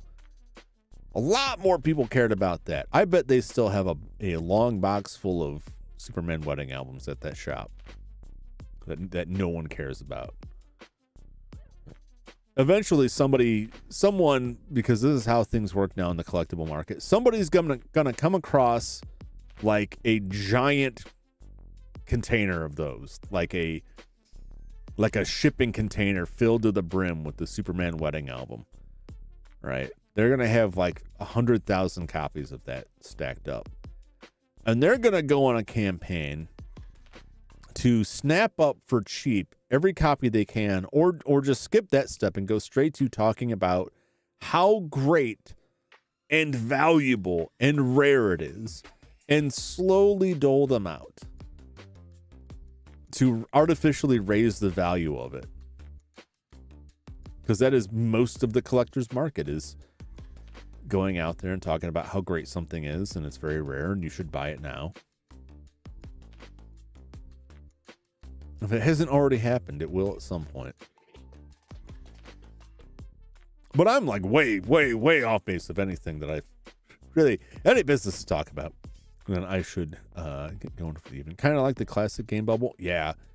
Well, so like, you know about that. I'm assuming you do. You seem like you would know of this, but I don't know what, I don't know where you're at these days.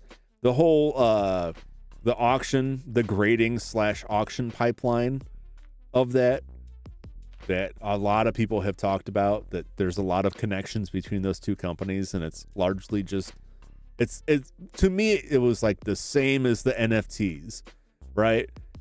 Some guy made this NFT and then the NFT sold for $1 million. Who bought that NFT for the $1 million? The company that wants you to buy the NFTs paid for it. So really, nobody bought it for $1 million. My left hand transferred $1 million to my right hand. But now it's sold for $1 million. It's that same kind of scam. But I hate it because I actually want to play classic games. And now it's, god dang impossible to get a lot of these games. I realized that early last year, I realized that I had loaned out my copy of Chrono Trigger. And this sickens me. That I paid what I feel is an inflated price for it. And it was still the cheapest copy I could find, because I desperately wanted to maintain the physical copy of that. And a lot of things like take it or leave it. I'll find a way to play it one way or the other, right? Because I'm not shelling out $700 for a Super Nintendo game. I just can't. I can't justify it. That's crazy, just to play it. There's other options. But I realized I had loaned it out to someone that I was no longer in touch with, had no way to get a hold of, and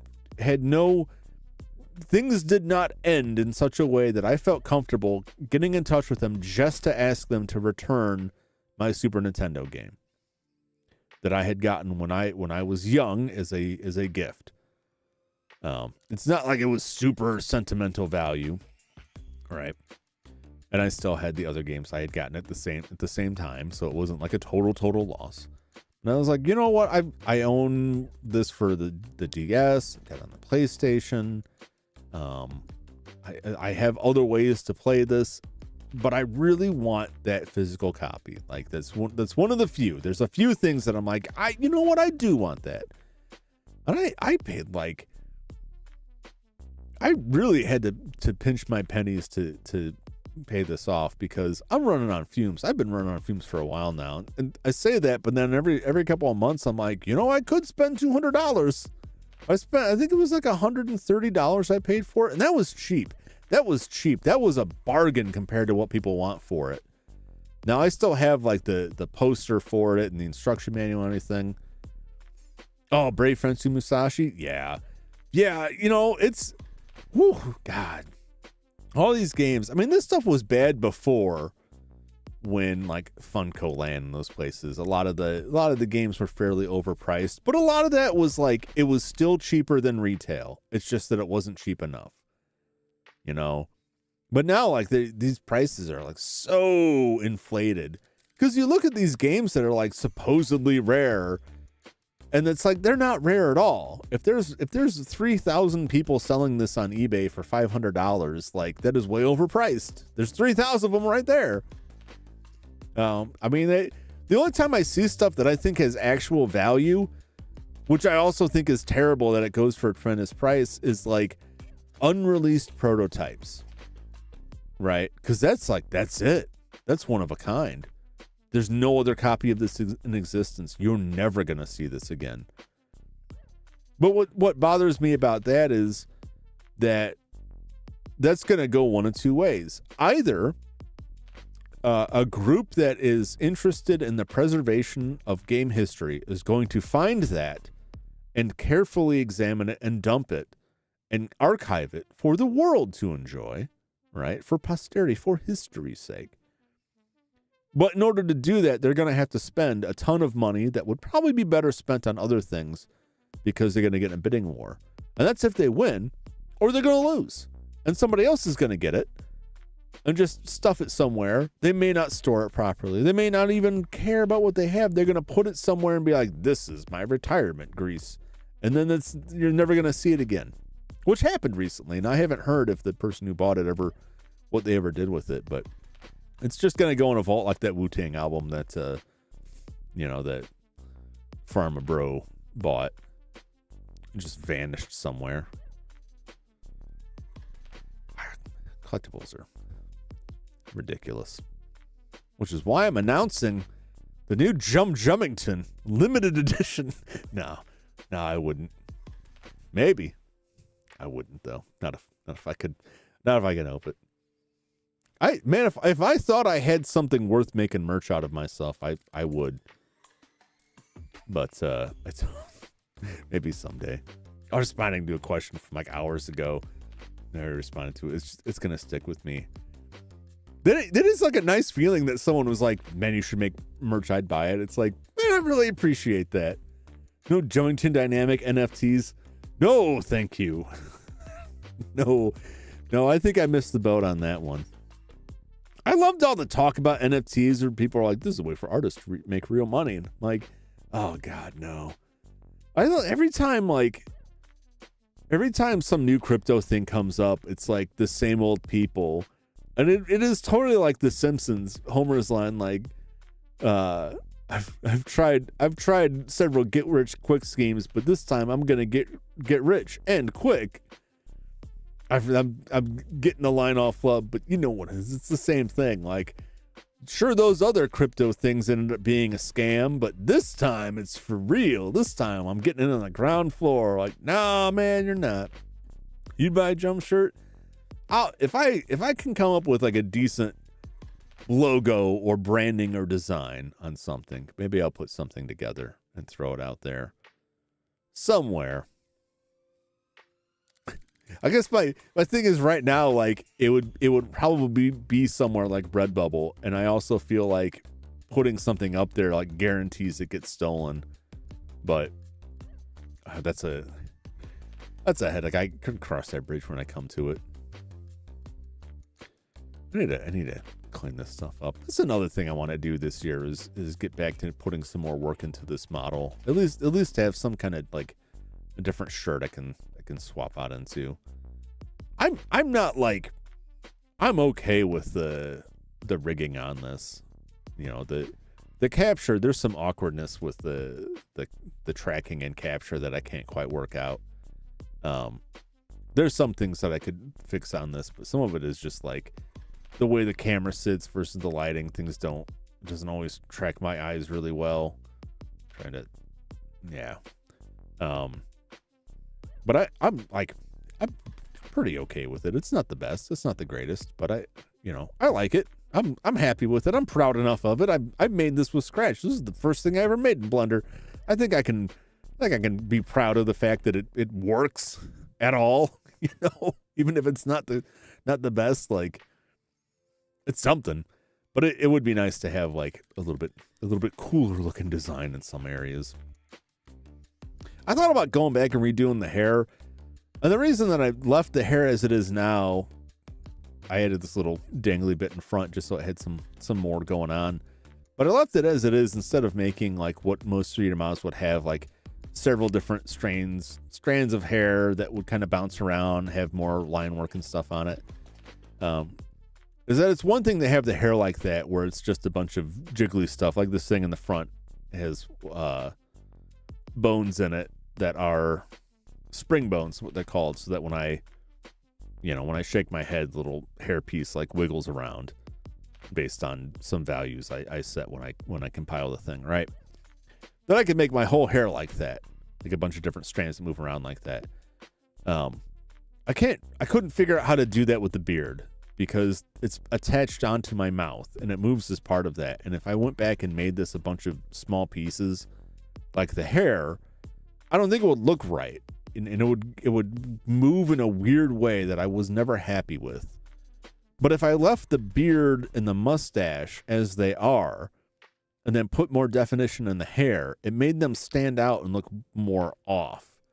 Like they just looked wrong. And I can never figure out for myself how to go through it. And I went through a couple different iterations of the texturing on it to try and do some other stuff. But ultimately, I decided on this. I thought this felt like more of the style I was going for, more of a flat cartoon shading style that I was happy with. But I sometimes look at it and wonder, like, maybe what if I did something else? It's not too difficult. It doesn't require too much rework of the model if I went back and added a different set of hair, and I could just turn it on or off. The same for the outfit. I could apply something else, but I think before I do that, maybe some other work. Eventually, I will redo this whole thing. I'll just make a completely new one, but it's a bit of an undertaking, and I still have a bunch of stuff I want to do, gussy up this background a little bit more and stuff. But I'm just babbling now or repeating things that I've said before, jumping off in all kinds of weird tangents. It is getting later in the evening for me, and I have some things I need to take care of early in the morning. I might have to finally tackle this broken garage door opener that I have avoided. And I may be able to avoid it a little bit longer, but I should tackle it before it gets too cold here, because someone's going to have to open that garage at some point. So that's a fun project. But thanks for tuning in. Thanks for hanging out with me and shooting the breeze with me. Always a pleasure. I'm hoping that 2024 will be filled with many fun video games and whatever else I can manage to stream and fit in here. If nothing else, I hope that a year from now, I will still be here streaming something. And, hopefully I will be more comfortable with it, more confident with it, better with it in some way. Something will have improved. I hope that more things will have gotten better than things will have gotten worse, if that grammatically fits at all, makes sense. And not just for me, for all of us. I hope this year is a good one for as many of us as possible. So, as always, thanks for watching. Thanks for hanging out. I will catch you all later. This is John Jimington saying so long, everybody. Bye-bye. There's my buttons. So long.